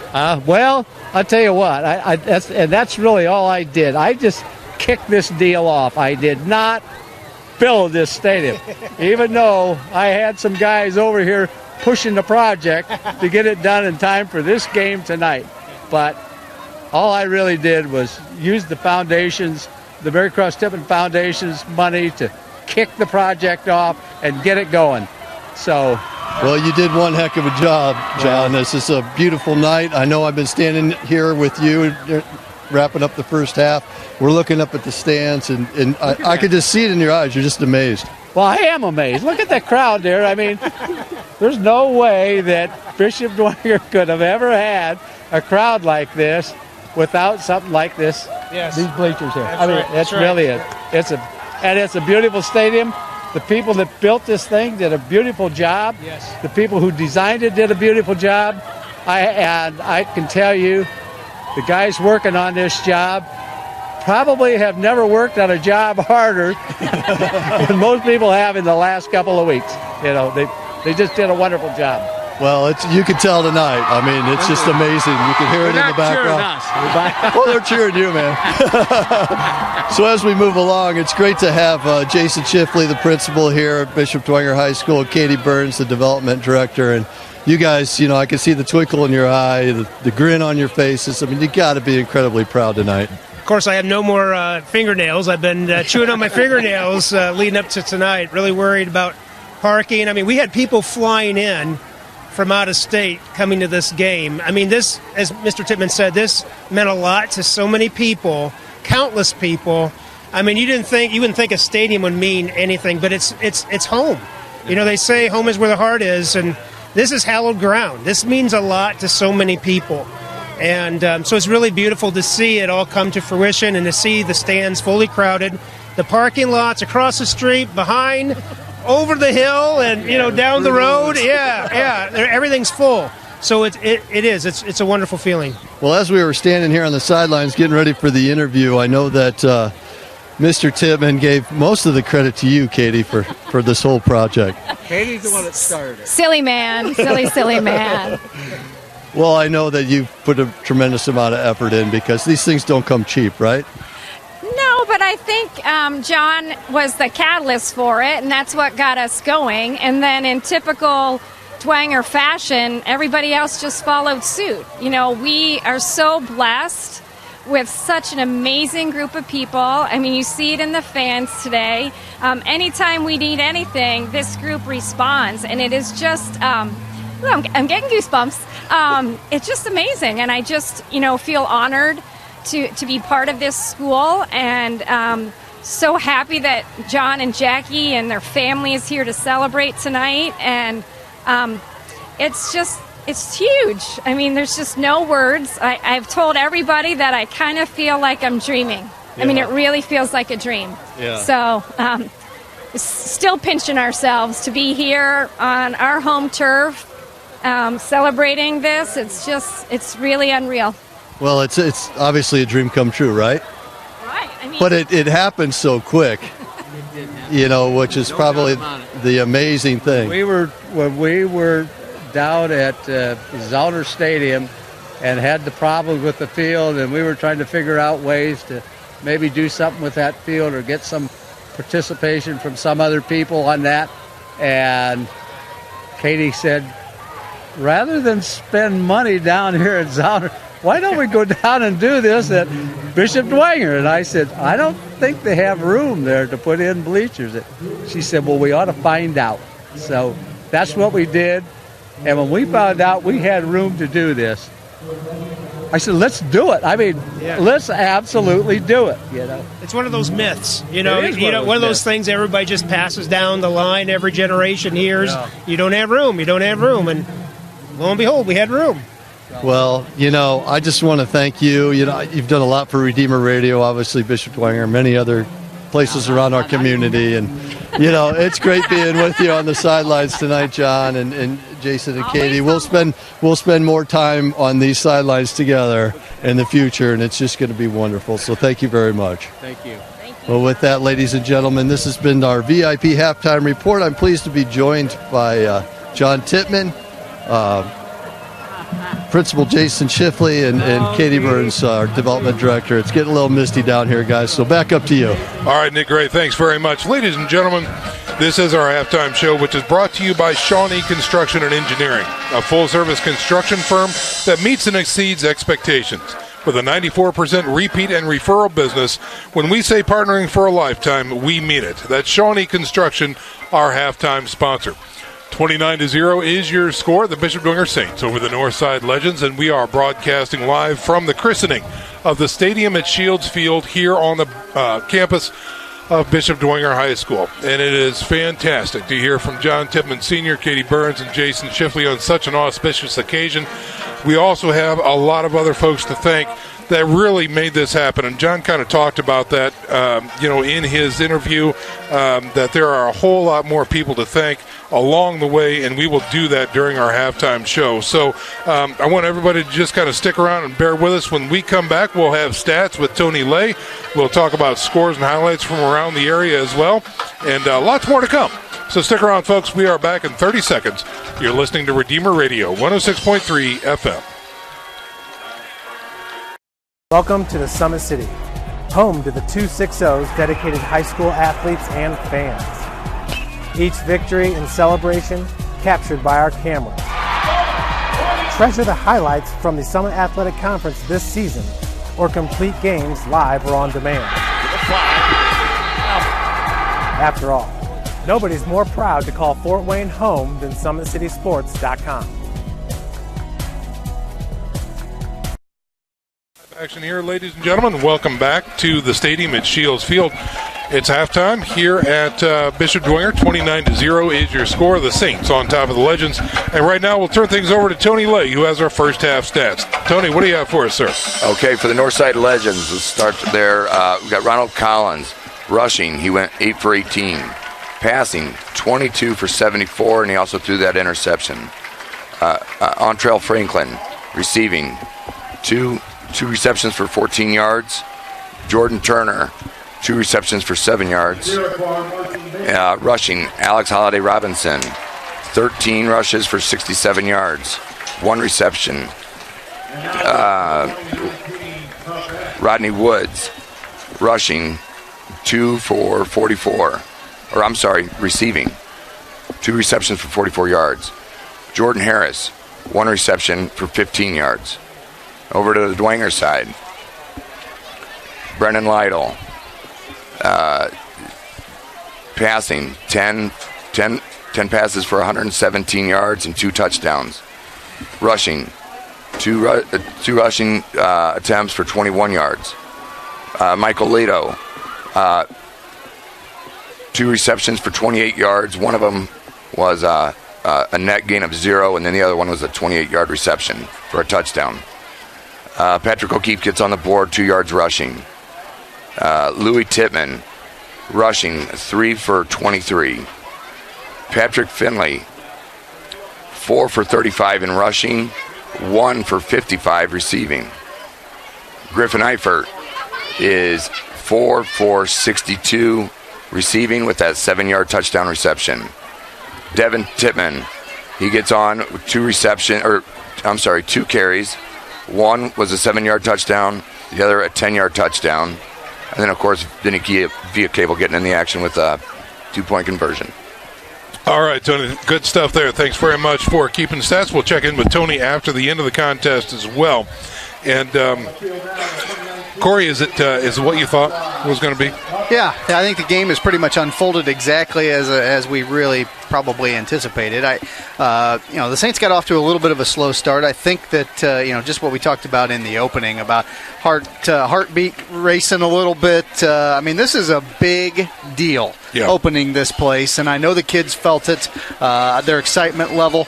I think it took them a little while to settle into who they are and how they go about their business, and once they did, they've taken pretty firm control of the game. I would agree with that completely. Folks, locally and family-owned for 37 years, Tim Didier Meats has built a reputation for fresh, custom meat orders and customer service. If you'd like that special cut of beef for your next gathering, Tim Didier Meats can help. Prime rib, filet mignon, and Tim's own special ground beef made fresh daily can be ordered within a day's notice.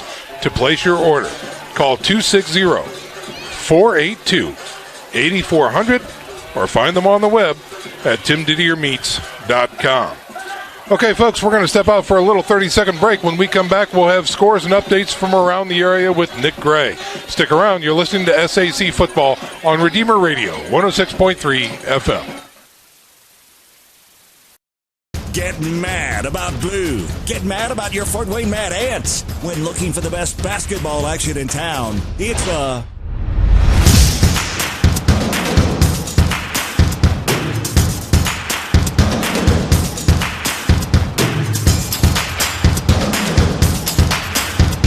Go to FortWayneMadAnts.com for the complete game schedule. See your Fort Wayne Mad Ants in action.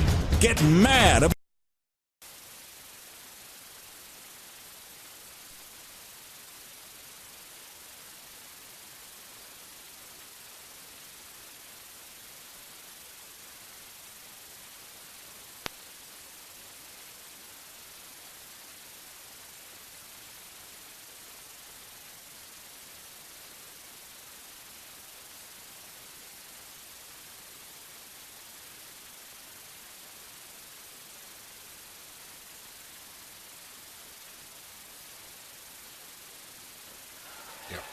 All right, folks, sorry about that. A little technical difficulties, but we are back live here at Dwenger Stadium, and we are ready to go. So let's send things down to Nick Gray, who's got scores and updates from around the area. Well, most of these scores, folks, are halftime scores. Right now, Wayne is over at Lewers Field, and Bishop Lewers is leading that matchup 16-6. Carroll's over at Snyder, and that's tied at 7. A lot going on over there at that game as they are honoring Coach Russ Bush. He has coached for Snyder for 48 years. 2 state titles, 566 games coached. So, man, he's lived through a lot of football. So that's over there at Spooler Stadium, and Snyder is tied with Carroll 7-7.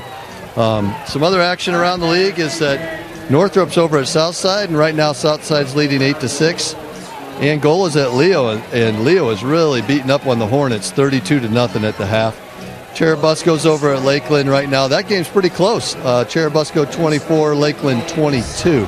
Central Nobles at Columbia City, and Columbia City's got the lead big time, 21-0 at the half there. DeKalb over at Garrett, and that's tied at 7. New Haven traveled to Mississinewa.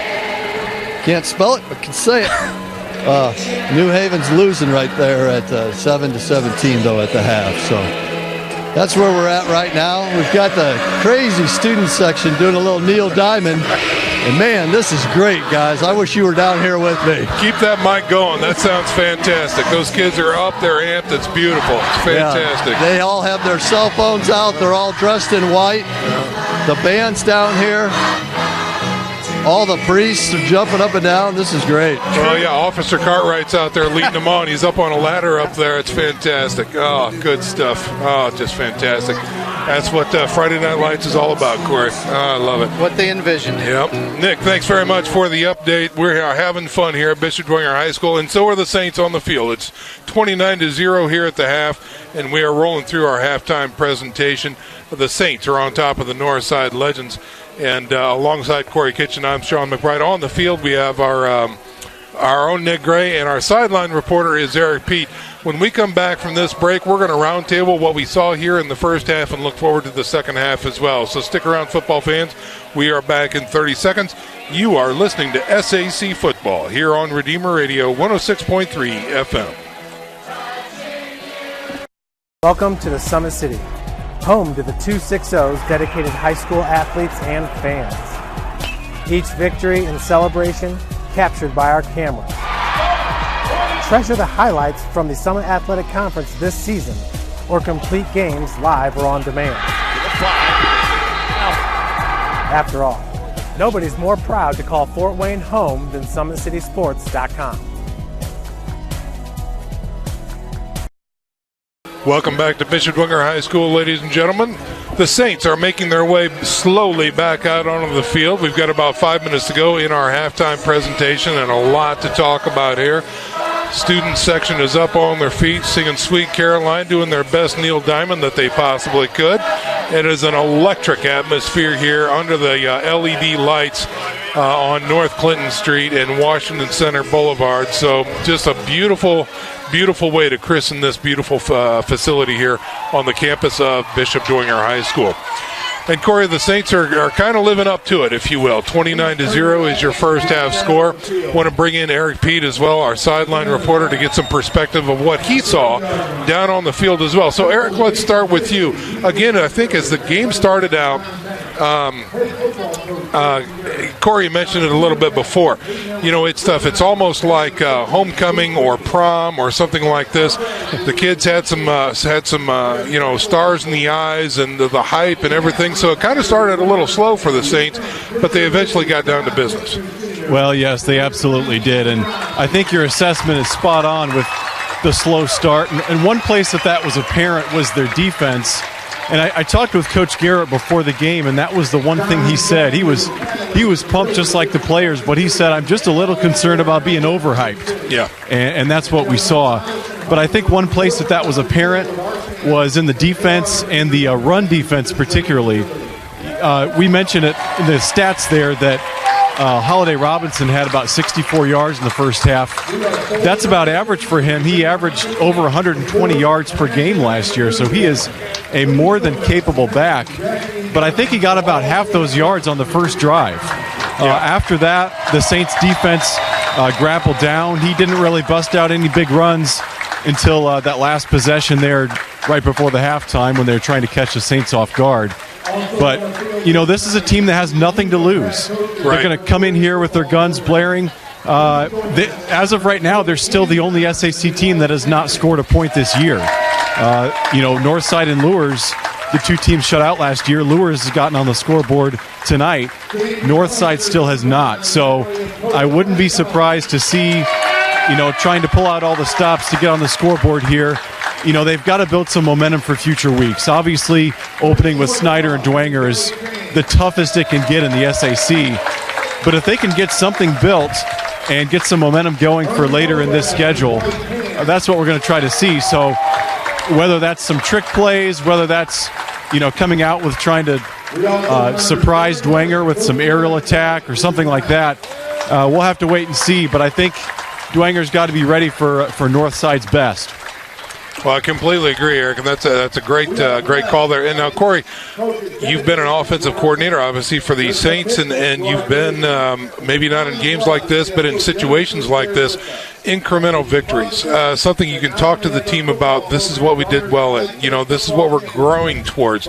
Obviously, the score, I think, at this point is probably not going to go Northside's way. It would take a miracle and a half, I think, but there are things that that Northside can do to claim some victories here, and I think they already have. I was just going to say, I tend to think that Eric, to your point, as well as Eric's, they have already grown from week 1 to week 2. In watching them play Snyder a week ago, particularly early in this game, I thought this was a completely different team than they were a week ago. And I think Ronald Collins is growing up before our eyes. Now, he's in a third year as a starter. He started since he was a freshman, which is a tall order in the SAC. 14 is 14. Week in and week out in this conference. So, his ability to remain poised in the face of rush really impressed me in the first half, and that tells me they have a lot to build on there. I agree completely. You bet. Now, looking at the gold helmets, room for improvement everywhere, obviously, but they came out again slowly, but really the weapons are on display. The poise is on display. Lytle is he's not really made maybe one bad choice, and even that he had an outlet for. So I think the Saints are doing just fine. They're doing just fine. If I had to nitpick on anything, and this is a crazy thing to say after watching them win a state championship last year on the back of their running game, right? But they probably need to tune up the running game a little bit, which is amazing for us to discuss. But nonetheless, that's an area I think we offensive line has looked pretty good tonight. One of the things that in the offseason, and maybe you guys talked about it on Tailgate Talk earlier tonight, but I thought, we lost Joe Tippmann. He's on his way to Wisconsin. He's, an all-state player, one of the top 50 in the state of Indiana, just a phenomenal offensive tackle. But I still think that the biggest loss potentially up front for the Saints was at center with Alex Kolkman. Yeah. He was the quarterback of that offensive line making those line calls, and those are big shoes to fill for Josh Scroggum. He's made a lot of improvement since the scrimmage already, I believe. Oh, yeah. Big test potentially could come, maybe not next week, but maybe in 2 weeks against Homestead. A little bit better group, potentially a 3-4 defense where he'll have a nose guard right in his face. Yep. We're going to find out right then and there about his development over the first 3 weeks. But, of course, when you get a line coach like Jason Fabini, you expect tremendous development in those guys, and most of the time they give it to us. Yeah, no, that's precisely right. Yeah. Well, folks, just a reminder that when you open an Elevate membership at Notre Dame Federal Credit Union, you'll get a $50 credit in your new account and another $50 for an eligible nonprofit, like a Catholic high school, parish, or even Redeemer Radio. You already share our values. Why not share in our benefits? That's Notre Dame Federal Credit Union, one of tonight's sponsors. We are getting ready to wind up our halftime presentation and bring you the third quarter action. So we'll go ahead and step out for our final 30-second break, and when we come back, we'll talk about the third quarter and what's been happening here during our halftime show off air as well. So stick around, football fans. This is SAC Football on Redeemer Radio, 106.3 FM.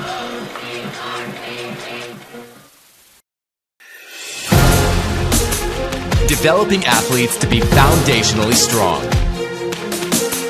Healthy and consistent training. Expert staff. Long-term athletic development. Parkview Sports Medicine Performance. Any athlete, any... For third quarter action here in moments from Bishop Dwenger High School, 29-0 is your halftime score. The Saints on top of the Legends from Northside. And while we were up here blathering on, if you will, down on the track, they had a very nice presentation. Special thank yous for the benefactors and people that really got this stadium done. The stadium here at Shields Field, obviously the Shields family. John Tippmann and his wife were honored. Coach Andy Johns, who was a guest on Redeemer Radio Tailgate Talk, was also honored as well. Coach Fred Tone was honored posthumously by Sandy. And just some other folks here, some dear friends. I got one of my best friends, Joe Warden, who spent hours upon hours here making sure that this happened, wrangling and cooperating with our contractor, CME. Just did an amazing job. The staff here at Bishop Dwenger that was put out, the construction equipment, the traffic, the parking lot, the major equipment that was brought in. Everybody sucked it up and got it done, and here we are at this beautiful facility, and I couldn't be more prouder for the Dwenger family. So it's a great night, and great to be a part of it. Great to be the first broadcast crew here on such an auspicious occasion, and just honored and privileged to be a part of it. So it's a great family. Cheerleaders have extra pep in their step. The dance team, the band was fantastic at halftime. Yeah. This is just a culmination of the entire student body, if you will, for just to rally around the football program and break this new facility, and it's just been an amazing night. And, you know, we obviously got here early, Corey, just out of necessity and whatnot. But, you know, I was talking to John Bennett, the athletic director, and he seemed cool, calm, and collected. And he goes, yeah, but I'm on my 4th shirt today. So John Bennett gets a major kudos from us and congratulations on his tireless efforts to get this done tonight. So hats off to you, Mr. Bennett. Well done, sir. We are ready. The kick is underway, and the third quarter is off. The Saints receive the ball. That is Patrick Finley back there, taking it north of the 30, out close to the 35-yard line before he is driven out of bounds. And the Saints will start the second half on offense. Looked like we're going to have some real estate open over there on the right side on that return right. And the Legends shut it down, did a nice job. We're able to knock him out of bounds at about the 34. We'll might have to keep those rosters handy instead of the 2 deeps, because I'm thinking there might be some 2s and 3s that might see some action here in the second half. But it looks like the starters are out here to begin with. Here is Brendan Lytle as he comes to the huddle, and he will be under center with an I formation. You see the run offense maybe on display here to start the second half. Lido in motion. Here's a give to the tailback through the middle, following his block. Nice run that time by Devin Tippmann for maybe even a 10-yard gain, surely a 9.5. We talked about it at halftime, sharpening up that running game, and I think that's how they discussed at halftime. Let's come out and let's exert some smash mouth Bishop Dwenger football in the second half to begin with, and they did just that on a 9-yard gain right out of the gate. That they did. Second and about a foot here to go for a first down. Placed the ball just shy of the 44-yard line. Again, I formation, give to the first man through. Oh, ball is on the ground, and it looks like, well, it's still a scrum. Ball is still active. Big scrum near the 50. Northside says they have it. Dwenger says they have it, of course. And let's see who comes up from the bottom of the pile with the ball. So was that Crone who had it was carry? Supposed to be handed off to Crone, but I'm not sure he ever had it. Right. There was some confusion. The actual handoff itself was not real good. The connection there between Lytle and Crone, and looks like they're pretty fortunate to get out of there with the football. Yeah, it looks like Fiat Cable came up with it as Ellinger checks in for the Saints. So Big Vinny Fiat Cable came up with it right at the 50-yard line, and that will be a first down for the Saints. 1st and 10 from the 50. And we are, in case you're just joining us, into third quarter action. 29-0 is your score. The Saints moving right to left on your radio dial.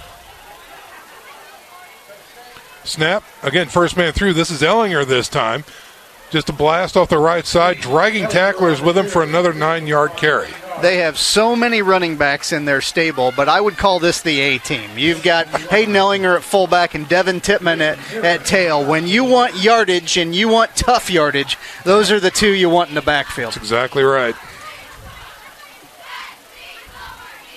Ellinger will check out this time. Off of the 9-yard carry. 2nd and 1 now for the Saints into Northside territory. Ball resting at the Legends' 41-yard line. May have had some movement on that Carroll Snyder game. We'll check in with Nick Gray here in a little while.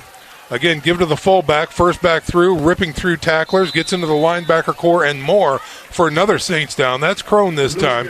Gets in the inside the 35 to the 34-yard line of Northside. That's 3 or 4 consecutive fullback carries. I mean, they're setting the football world back about 40 years with the fullback dive. I love it. Uh-huh.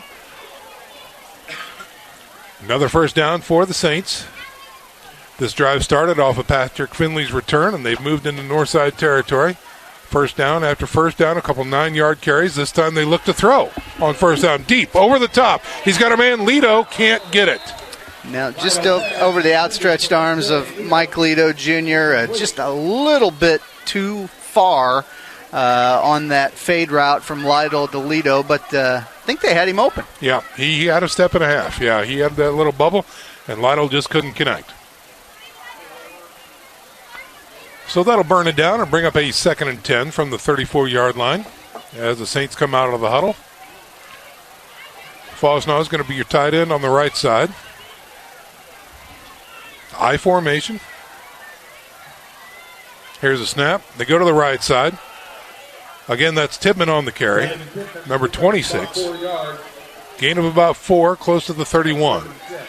The fade route 2 plays ago did not connect, but it did serve a purpose, and that is to stretch the field, to take away some tendencies. They are very run-oriented when they're in the I formation, and for them to throw a fade route there, shows other teams that they're willing to do that. Loosen up the box and keep them guessing. That's it. Again, I formation on 3rd and long here. 3rd and about 7 for the Saints. Just north of the 30. Here's a snap pitch, left side, looking for that edge in the block. He does have that block, gets to the corner, gets knocked out of bounds. Is Devin Tippmann inside the 25. Old school toss sweep by the Saints there to Tippmann, and nice carry around the left side. He's going to be very close to a first down. I think it's going to come to the mark, and he does have it.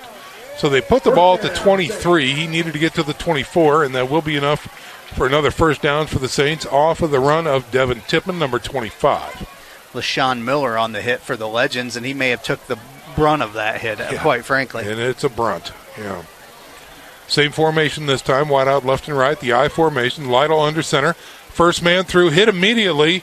He's got 3 men trying to bring him down, and finally does, but not before he gets another yard. Hayden Ellinger. Ellinger that time, number 23. Yep, just a little quick fullback off-tackle dive, and Legends have seen 3 or 4 of those, and we're able to stop this one. Just outside the red zone now are the Saints, eating up lots of clock here. 8:20 remaining in the 3rd quarter.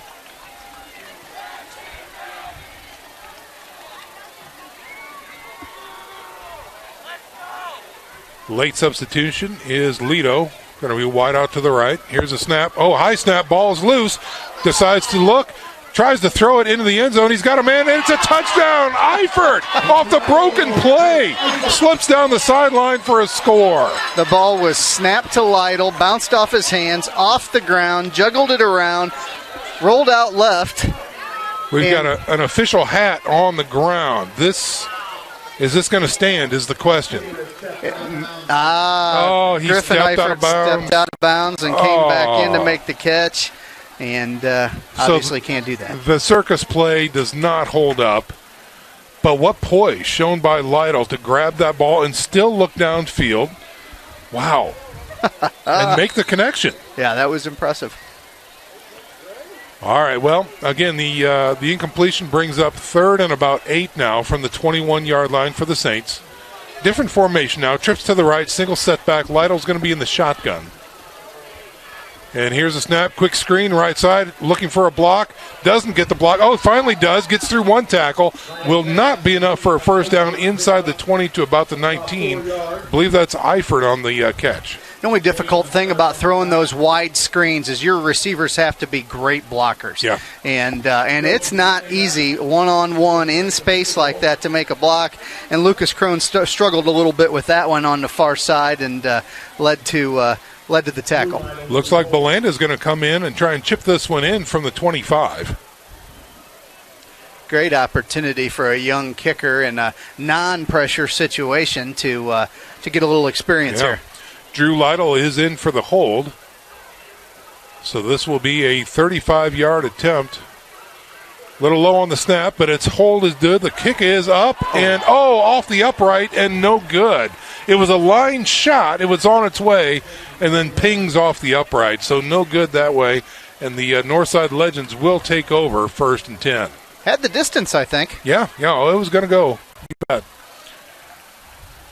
But the lateral accuracy just wasn't there. So, again, the score remains 29-0, Saints on top of Northside, and this will be Northside's first opportunity on offense with 7:08. If nothing else, Corey, that big drive there by the Saints to get down there ate up a lot of time in the 3rd quarter. Yeah, it really did. Yeah, 5-minute drive, basically. So here come the Northside Legends on offense, 1st and 10 from their own 20-yard line. Collins in the shotgun. Trips package to the right side. Looks left. Fires on the slant. He's got his man. He breaks a tackle at the 30, the 35, and wrangled down shy of the 40. Collins to Collins. That's his brother, Ryan Collins, 6'3", 165, sophomore. I believe it might be his first year out for football, and big brother was able to get him out and makes a big play there.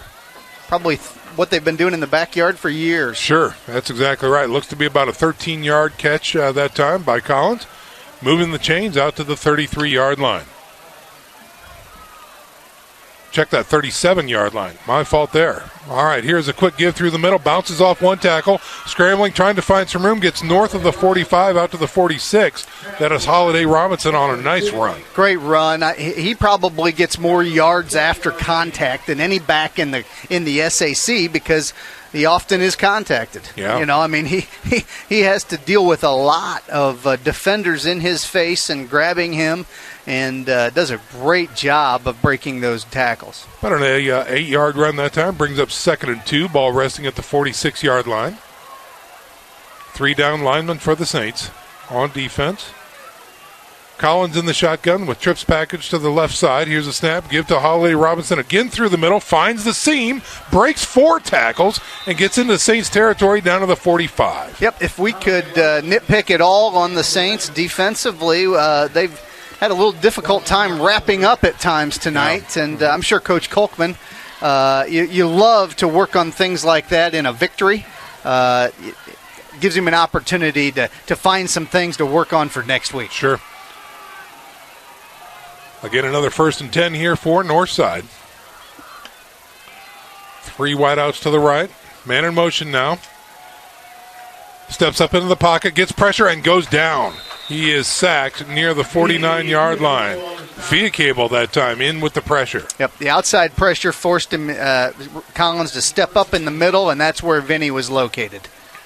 They mark it at the 48-yard line.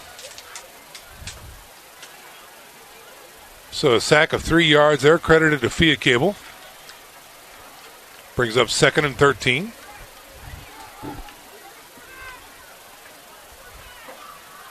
Two wideouts to the left side. Check that, 3 wideouts now. Here's a snap. Give to Robinson through the middle. Breaks 1. Goes to the outside. Puts a shoulder down. Driving tacklers back. Nearly gets a 1st down. Legends offense putting together a nice little drive here. Combination of run and pass. That time Holiday Robinson again on another 9-yard carry. Well done. Yeah, 3rd and inches now for the Legends with 4:50 remaining here in the 3rd quarter. Score remains 29-0. Saints on top. And here they come. They need a yard. And it's 3rd down. Let's see. Trips package to the right now. Give to Robinson through the middle. Puts his shoulder into it. Has the 1st down. Pushes his way into the linebackers and gets dropped at about the 34. Enough for a 1st down nonetheless. Great run. That's all they were looking for, just to move the chains. Doing a nice job there. Yeah. Putting together a nice drive. And I'm shocked to hear what Eric Pete mentioned about the fact that they're the only team in the conference that hasn't scored yet. Yeah. But, we'll see if the Saints can stiffen up here. Well, if they remember how they do this drive here and Collins maintains his composure and his receivers actually catch balls instead of dropping them, that's going to change, any time. So 1st and 10 for the Legends. Rolling to the right is Collins, looking to run, and he gets down to the 30 before he's wrapped up and dropped. I couldn't tell whether that was supposed to be a rollout pass or just a straight sweep by the quarterback. But he kind of, he was running with the ball almost cocked. Yep. So I think he might have had an option. I don't know if he was looking downfield and nothing was there, but he was able to get some good positive yards, gain of 4, maybe 5. He is electric back there. He is, and that's going to bring up a 2nd and manageable now for the Legends.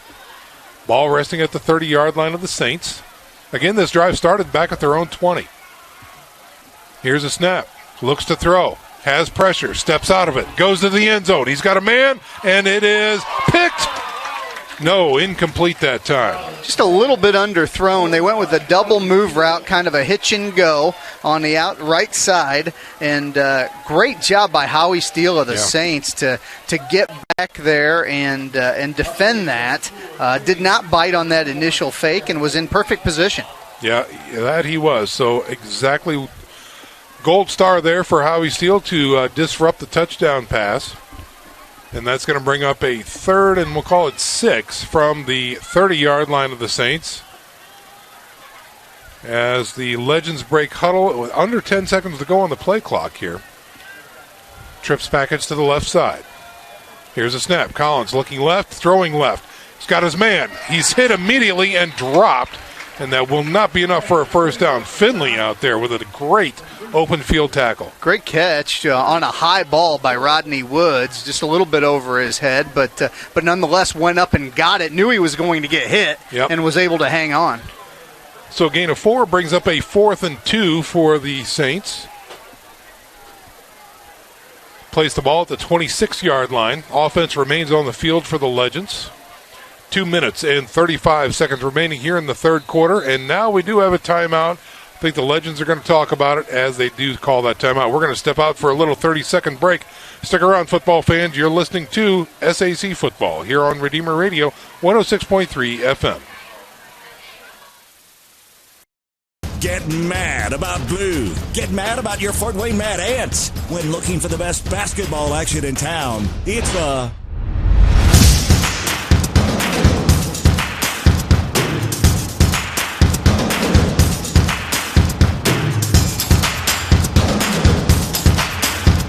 Go to FortWayneMadAnts.com for the complete game schedule. See your Fort Wayne Mad Ant in action.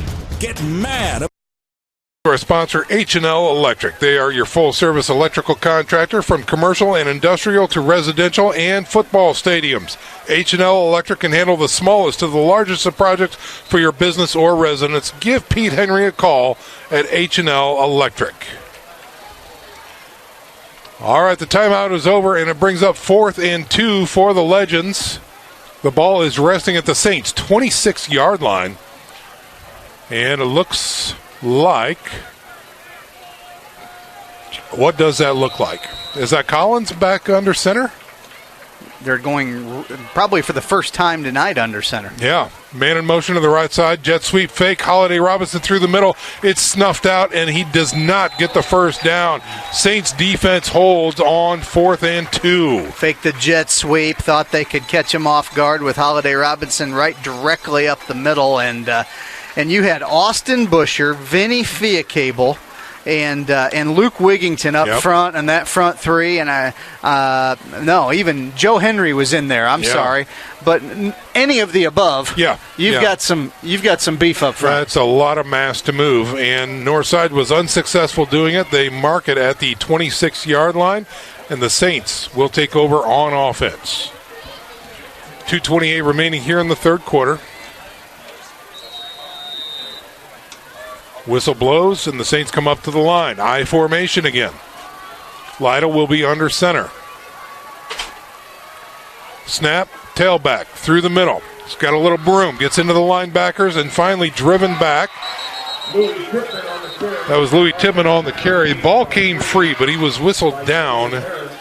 Forward progress should be around the 30, I think. I formation, isolation play, picked up about 5 yards for the Saints. That's old school Dwenger football. Been doing that with this football program for probably 50 years. Yeah, generations, you bet.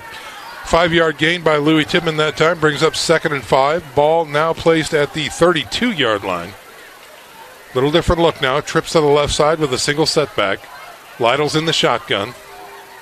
Here's a snap. Give to the first man through. Louis Tippmann trying to find some room. We've got a flag, 2 flags on the play. He does run north, gets north of the sticks. Would be a first down, but it's holding against the Saints. Just a little zone play off the right side, but I'm not sure whether they nabbed 75 Wigington, but nonetheless came from the right side. Yeah. So they will mark this one off. Looking for an opportunity to check in with Nick Gray. I know he has some score movements after the halftime break, but just things are falling into place here. We've got 1:39 here in the quarter. Might have to wait until then. The penalty is marked off. It was holding against the Saints, so they'll take it back to the 22-yard line.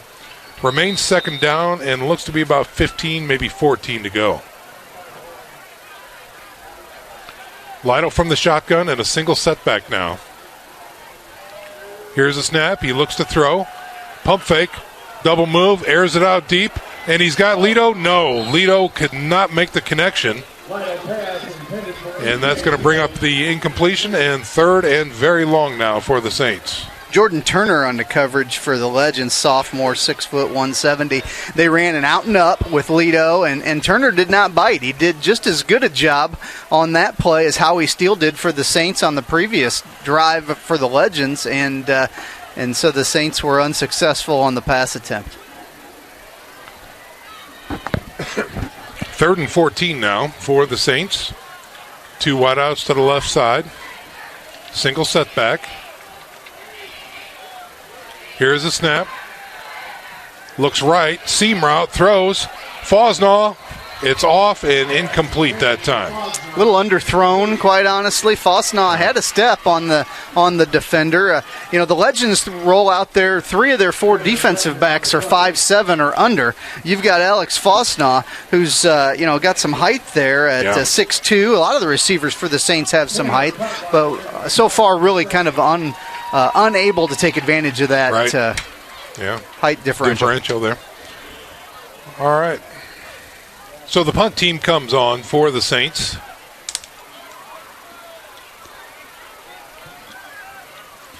Good snap. Kick is away. High spiraling kick, not very deep. Takes a north side bounce. Saints pursuit now goes back across the midfield stripe, and it'll be touched up near the 46.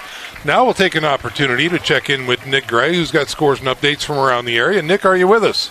I sure am. It's getting a little chilly down here, though, guys. How's it up there in that fancy press box of yours? Talking too much. It's hot up beautiful. here. Beautiful. Just beautiful. Air-conditioned, heated. It's wonderful. All righty. Anyhow, Wayne Bishop Luers is leading that one 23-12.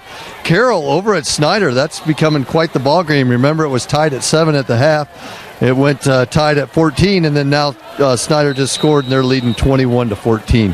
Homestead's beating Concordia 35-0. Northrop Southside still 8. Southside Northrop 6. So that's pretty much what we got going on right now, and we'll see what else happens as we wrap it up here tonight. All right.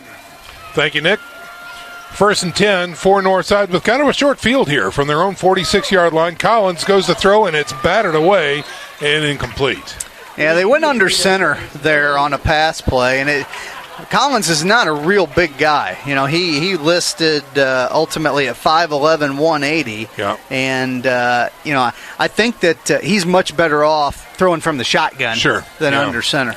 Yeah, I think Wigginton got a paw up there. He or Fia Cable on that and just battered it away right away. So that burns it down. 2nd and 10 now for the Legends. Again from their 46. Collins again under center. 2 backs. Pitch, right side, looking for some room. Not much there, so Robinson decides to put his shoulder into the defender and gets a yard, maybe 2. You're probably just not going to be able to run wide against a Bishop Dwenger defense. There's too much speed on the field. They really are. You got Gage Renberger. You've got Hayden Ellinger at the outside backer positions. Their middle linebackers run well. Their secondary is definitely fast. And safeties, you've got Eifert and Finley. I mean, it's a tough group to get. If you're going to have any success, it's probably going to be up the middle against the Saints defense. Yeah. Running wide is probably not going to be very successful. 3rd and 8 now for the Legends. And again, they'll line up with 2 men in the backfield, 2 wideouts to the right side. Collins looks to throw from under center, has a little bit of time, chucks it out there to the left side, well overthrown and incomplete, and that's going to bring up a 4th and 8. Yeah, you really take away a lot of his ability to move in the pocket and be elusive when you put him under center. So I'm not real sure why that series they elected to do that, but nonetheless, it was not successful. Punt team comes on for the Legends.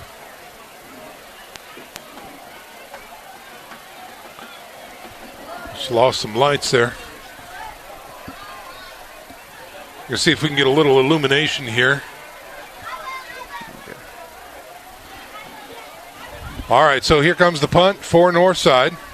And it is a wobbler, low-lying kick, and takes a great Northside bounce inside the 10, continues to roll down, touched up near the 7. So a long field coming up for the Bishop Dwenger Saints with 0.4 seconds remaining here in the third quarter. 29-0 is your score. Home clock operator there. Yeah. All right, so here comes the offense again. Will Lytle come out, as is the question? Say Coach Mark Watts talking to a quarterback right there. Is it Brendan Lytle? It is. So number 13 making his way back out onto the field. Again, 29-0 is your score. Saints on top as Hayden Ellinger also comes out for the Saints.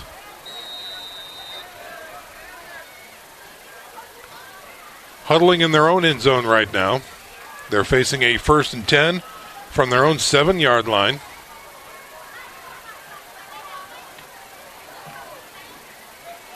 I formation, man in motion now. Here's a snap, give to the tailback.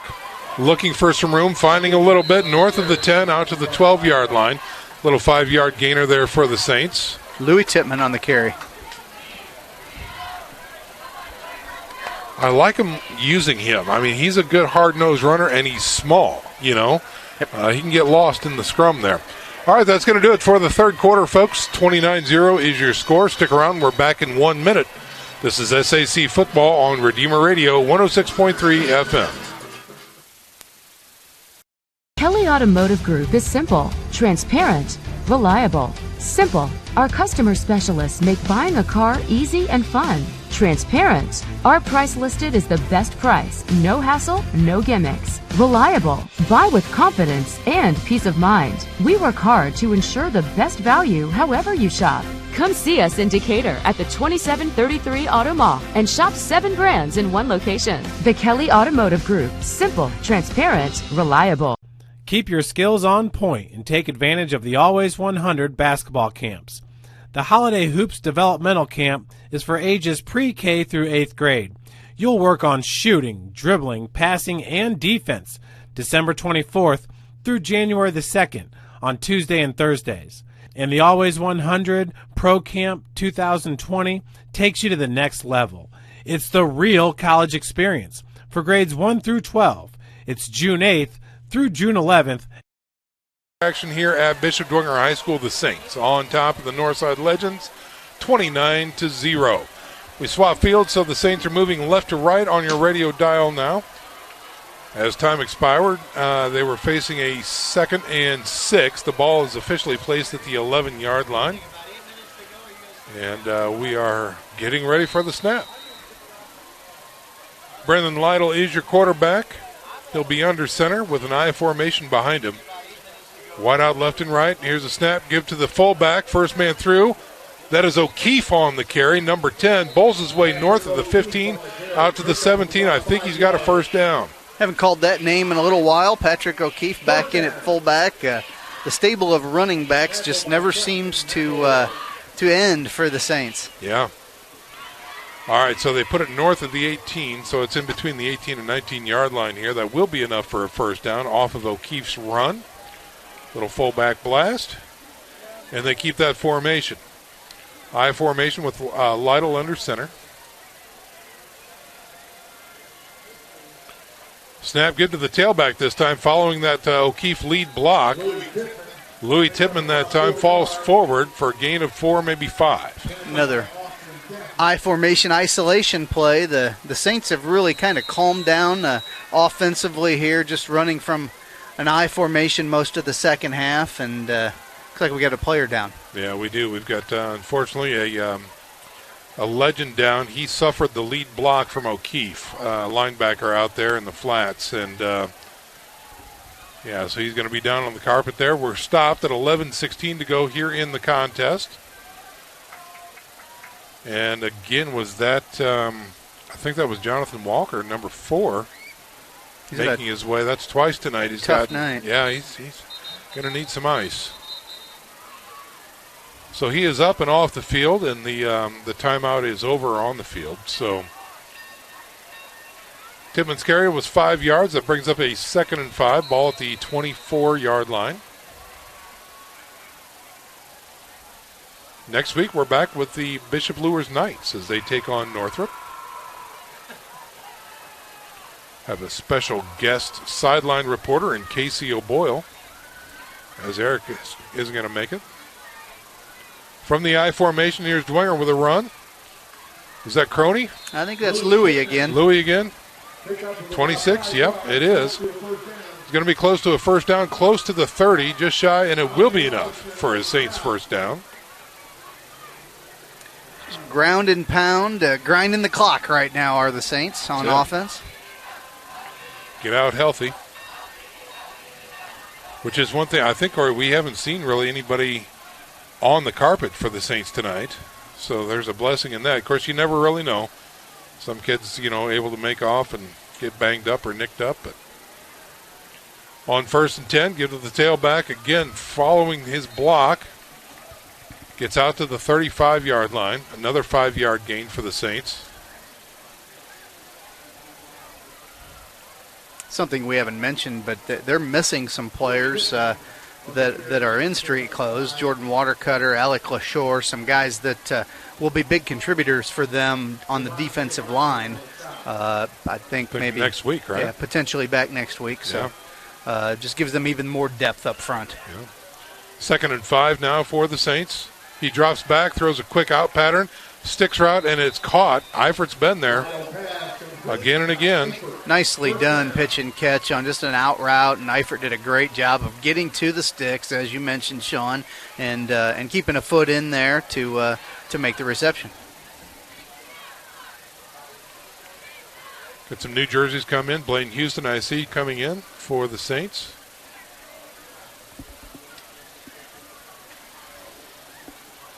Saints come up to the line. Gavin Groves out there, a sophomore as well. 1st and 10 for the Saints at the 41-yard line. Get to the tailback, makes a cut, makes a miss, gets north of the 50 into Northside territory. Nice 10-yard gain there. Hey, new back in Gavin Groves. Yeah. As you mentioned, sophomore, 6'1", 170, his first carry on the evening. Makes it a nice one. Gets it to the 48-yard line of the Legends and moves the chains with 9:35 remaining here in the contest. Saints are spreading the ball around a bit. Corey, we had talked, and we're not there, but we had talked during tailgate talk about the mercy rule, the 35-0, and consensus around the table that ex-players and coaches, we just not a fan. Really? Yeah. We'll talk about that a little bit here. Here's Groves again on the carry, being hamstrung by his jersey, still dragging a tackler with him, and gets a gain of 3. Yeah. Well, I'd probably take the opposite view. Is that right? To be honest with you, I am a fan of the 35-point mercy rule to run that clock, just to get your teams out of there healthy. I mean, nobody's coming back. It's not going to happen from a 35-point deficit. And it just allows both teams to get out of there a little bit more quickly and healthy. And I don't see a negative to it after having been in those circumstances as a coach. I kind of like it. The other side of that coin, and while I agree, and there's something there, nice run up the middle here by the Saints. Louis Timmon back in the game, gets a great first down deeper into Northside territory. For programs that need the reps. Yeah, the depth. Getting your depth reps, I get it. For the 2s and 3s that bust their tail Monday through Thursday or Saturday through Thursday to get a chance, on Friday night. And to prove to the coaches, maybe I'm worthy, of a 1.5 instead of a 2, something like that. I see both sides of the coin. I do too. But most of the time when we're talking about the 2s and 3s getting reps, we're coming from the perspective of the winning team. Think about if you're on the other side of that field, getting drilled, and getting drilled by a team's 2s or 3s. Yeah, but from that coach's perspective too, maybe he wants his ones, to get out there and keep digging and learn. You can learn just as much from winning as losing. Obviously. So to be battle tested and hardened, but to your point, ankles, knees, hips, they take a beating. You bet.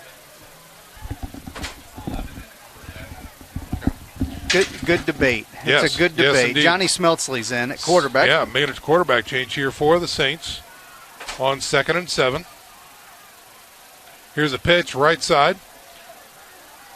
Getting the stretch, getting the corner, the 20, the 15, the 10, the 5. Is he making it? Oh, he's at the pylon. Just shy. Great run that time by the Saint. Louis Tippmann takes it down to the 1-yard line. Great off-tackle run there. Nice job. They ought to let Louis punch one in. He's done a lot of work tonight. Yes, he has. It would be honorable to let him finish it off. Yeah, he's getting a lot of slaps out there on the old gold helmet.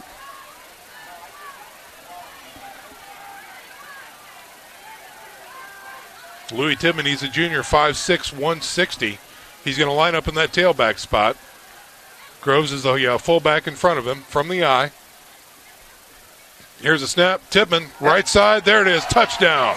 Very deserving. Yes. Louis Tippmann, number 26, punches it in at 7:05 to go in the contest. Might be the breakout star of the night for the Saints. We came into this game with a lot of names like Finley and Eifert and Lido and Lytle, but Louis Tippmann was probably not really on the radar. Right. Special teams in now for the point after attempt. As Louis Tippmann makes his way off the field.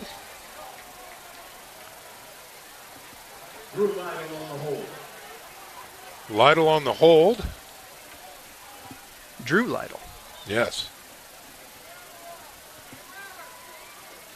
Snap is good. The hold is good. Belinda's kick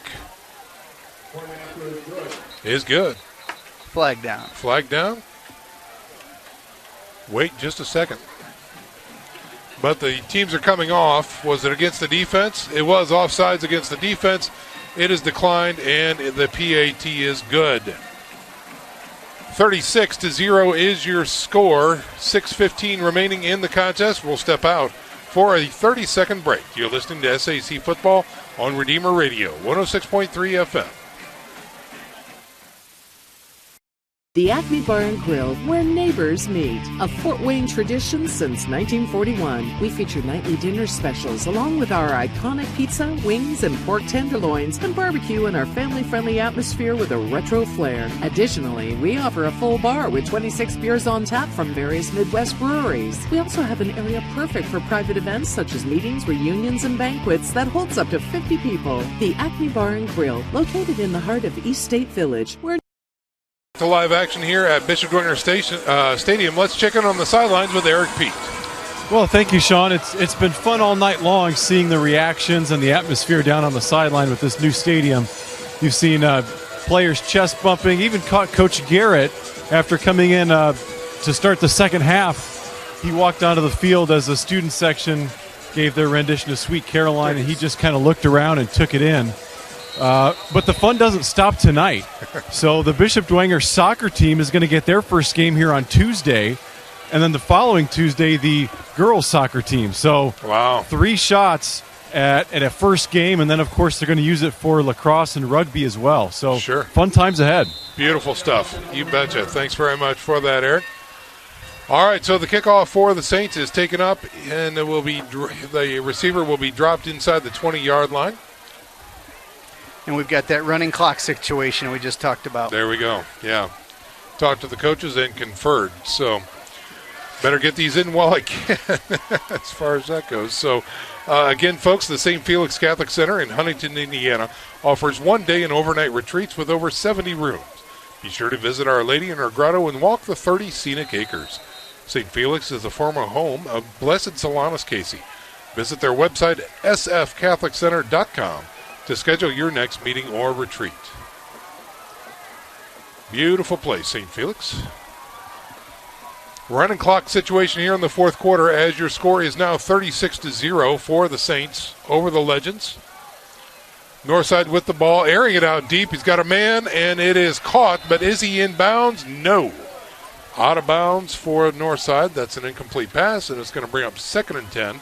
Again, the ball resting in between the 18 and 19-yard line of the Legends. For a young man who was questionable whether he would play coming in, Ronald Collins has really been a warrior back there. He's impressive. This kid, I tell you what, I remember, when he was a freshman and, calling their games. And boy, the kid, moxie, stoutness, warrior attitude, call it what you will. He is an athlete and a competitor and very, very impressive. And he has grown substantially in his abilities. Here's another pass, backside, double coverage and broken up. Incomplete. Ball was there, but great coverage by the Saints. Yeah, the Saints' defensive secondary was on that very, very well. We talk about Collins is a junior.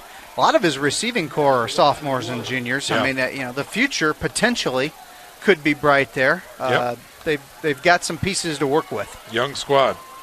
Well, and Coach Mike, he's creating an atmosphere and a culture, and it's been a few years since Northside really has been high on their football program, and it's a tough job, but he's getting it done, and so hats off to him. Trips package now on the left side. Here's a snap. Collins looking to throw, has time, finally fires it out there in the flats and in and out of the hands of the receiver and dropped. Montrell Franklin dropped one. He was very dependable for them in the second quarter, but not so that on that particular play. I think he might have had a little alligator arms in there. So heard some footsteps. Yes. All right, that brings up 4th and 10 now for Northside, and the punt team is on. Back deep for the Saints. Corey, is that 29? 29 and 19, a couple of numbers we haven't seen much of. Henry O'Keefe and Drew Lytle back there. All right. And they're going to try to run it out of there, and no good. So wasn't able to catch the snap, but I think they tried a fake punt that time to no avail, and he's dropped at the 10-yard line. So 1st and goal coming up now for the Saints. Couldn't decide if that was a fake punt or whether he just bobbled the snap enough to didn't see it. Didn't think he was going to get it off, so he turned it into a run. But nonetheless, not what the Legends were looking for right there to cough it back up on their own 10. John Smelsley again coming in for the Saints, a senior quarterback, wearing number 12. Check that, 11. Sorry about that. And now we've got a timeout on the field called by the Saints. Probably a personnel issue. They just want to make sure everybody's in that needs to be in. 2:16. A lot of new jerseys in there. Yeah. They got to make sure of that. 2:16 remaining in the contest. While we have a break on the field, we'll step out for a 30-second break as well. This is SAC Football on Redeemer Radio, 106.3 FM.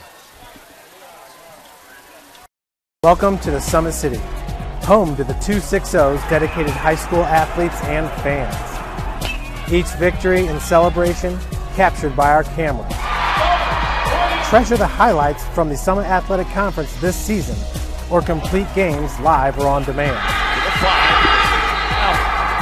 After all, nobody's more proud to call Fort Wayne home than SummitCitySports.com. Gentlemen, broadcasting the inaugural game here at the stadium at Shields Field on the campus of Bishop Dwenger High School. And it has been all Saints all night. 36-0 is your score.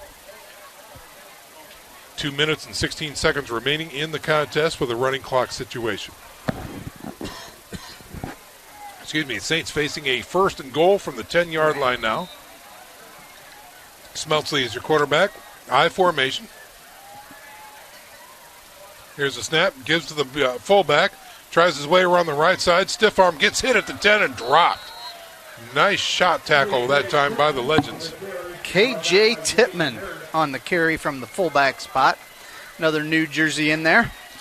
Big hit that time by Jalen Harris, number 5.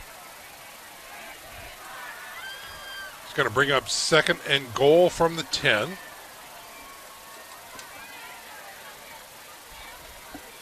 And again, join us next Friday, fans, as the Bishop Luers Knights take on Northrop.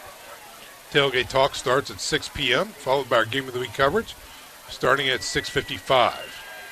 There's a handoff, and hit immediately for no gain is the tailback for Dwenger. Number 35, Dominic Tippmann. I think we've just set a Saints record. That is the 4th Tippmann at tailback tonight. Yeah, that's it. Oh, it's crazy. Fantastic. Yes, indeed. So the ball remains at the 10-yard line with 1 minute and 10 seconds remaining in the contest. Saints facing a 3rd and goal. Will Smelsley air this one out or keep it on the ground is the question. I'm guessing they're just going to keep this one on the ground, but I could be wrong. Here's a pitch. Left side trying to make the cut, and falling down is number 31 for the Saints. Another Tippmann. Cole Carey. Cole Carey. Wasn't able to make that cut, fell down, and it might even be a little loss on the play. Sophomore, 5'8", 145 running back for the Saints. And looks like Dominic Tippmann's coming back in at tailback. Tommy Whitty, number 16, your quarterback now. He is a sophomore, checking in at 6'2", 170. And they will go for it on 4th and goal from the 11. And this may be, let's see what happens here. Here's a snap. Woody looks to throw, steps into it, throws it, and the receiver fell down, and that's going to be an incomplete pass. Not stopping the clock. Intended for Jack Ellis. Yeah. And pretty good throw from Tommy Whitty. Exactly, and that's going to do it for the game, ladies and gentlemen. Saints win on their inaugural game here, the christening of the stadium at Shields Field. The Bishop Dwenger Saints are victorious over the Northside Legends, 36-0.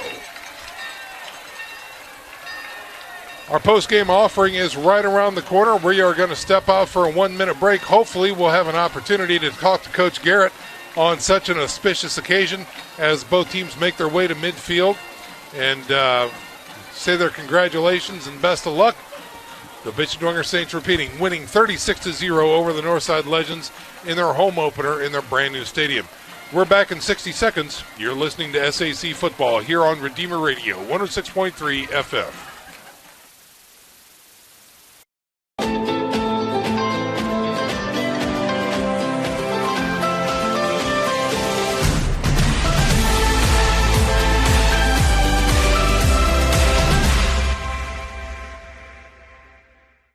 The Acme Bar and Grill, where neighbors meet. A Fort Wayne tradition since 1941. We feature nightly dinner specials along with our iconic pizza, wings, and pork tenderloins, and barbecue in our family-friendly atmosphere with a retro flair. Additionally, we offer a full bar with 26 beers on tap from various Midwest breweries. We also have an area perfect for private events such as meetings, reunions, and banquets that holds up to 50 people. The Acme Bar and Grill, located in the heart of East State Village, where neighbors...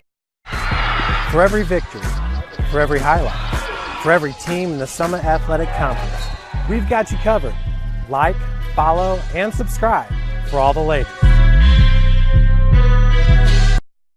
Live action right now, ladies and gentlemen. We're going to send it down to the sidelines where Eric Pete has Coach Jason Garrett. Coach, congrats on the win. Just take me through the emotions of today. You made it through in one piece. What did it feel like? Well, it was exciting. It was exhausting as well. I think our guys were feeling it as well. A lot of excitement. You know, we started off a little rough just with, I think, just some of the feelings and emotions that go along with a special night. So we told them at halftime, very, very proud of them, overcame some adversity and made some adjustments and had a fun night. You know, on behalf of all of us, coaching staff and the players, just thanks again to everybody that made this possible. What a blessing this is to the whole Bishop Dwenger family. I mean, this is a new tradition now, singing the school song at the end. So, great night.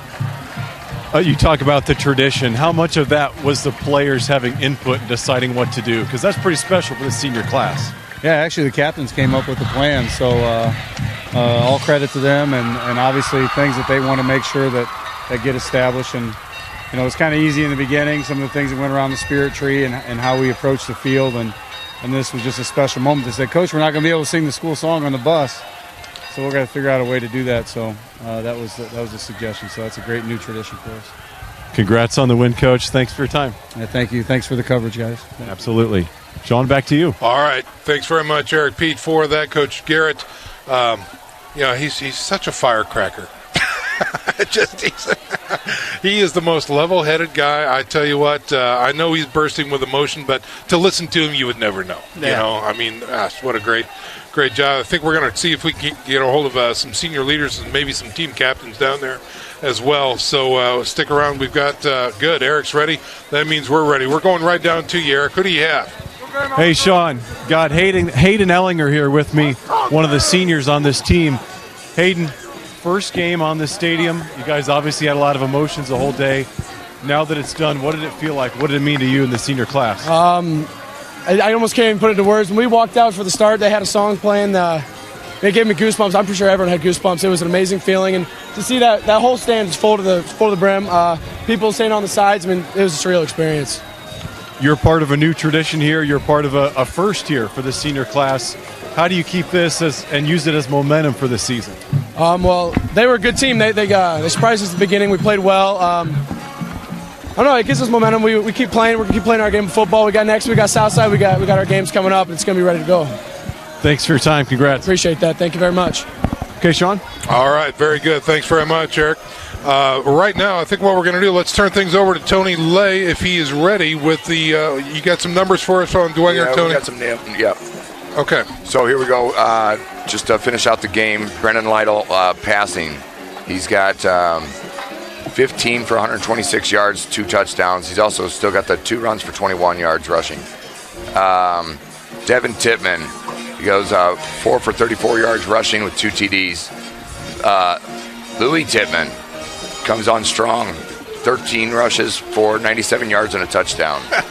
Patrick Finley, 4 for 35 rushing and 1 for 55 receiving. Griffin Eifert, 5 for 98 in the TD. And that is our follow-up for the second half. Very good. Outstanding. Thanks very much, Mike Lay, for doing that. Certainly appreciate that. Well, Corey Kitchen, it's been quite the event. I know I have enjoyed it thoroughly. I hope you have as well. No doubt about it. Been a special evening in every conceivable way from beginning to end. And I love some of the new traditions. I love the players coming over and singing the school song with the student body and the cheerleaders and the dance team. And you want to talk about community. Yeah.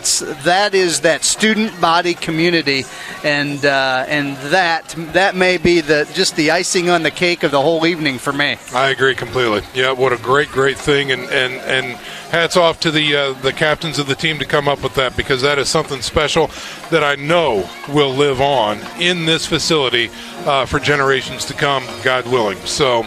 Again, folks, can't thank you for being with us enough. This has just been a tremendous event. Again, repeating, 36-0 was your final score, and many, many thanks to many people for tonight.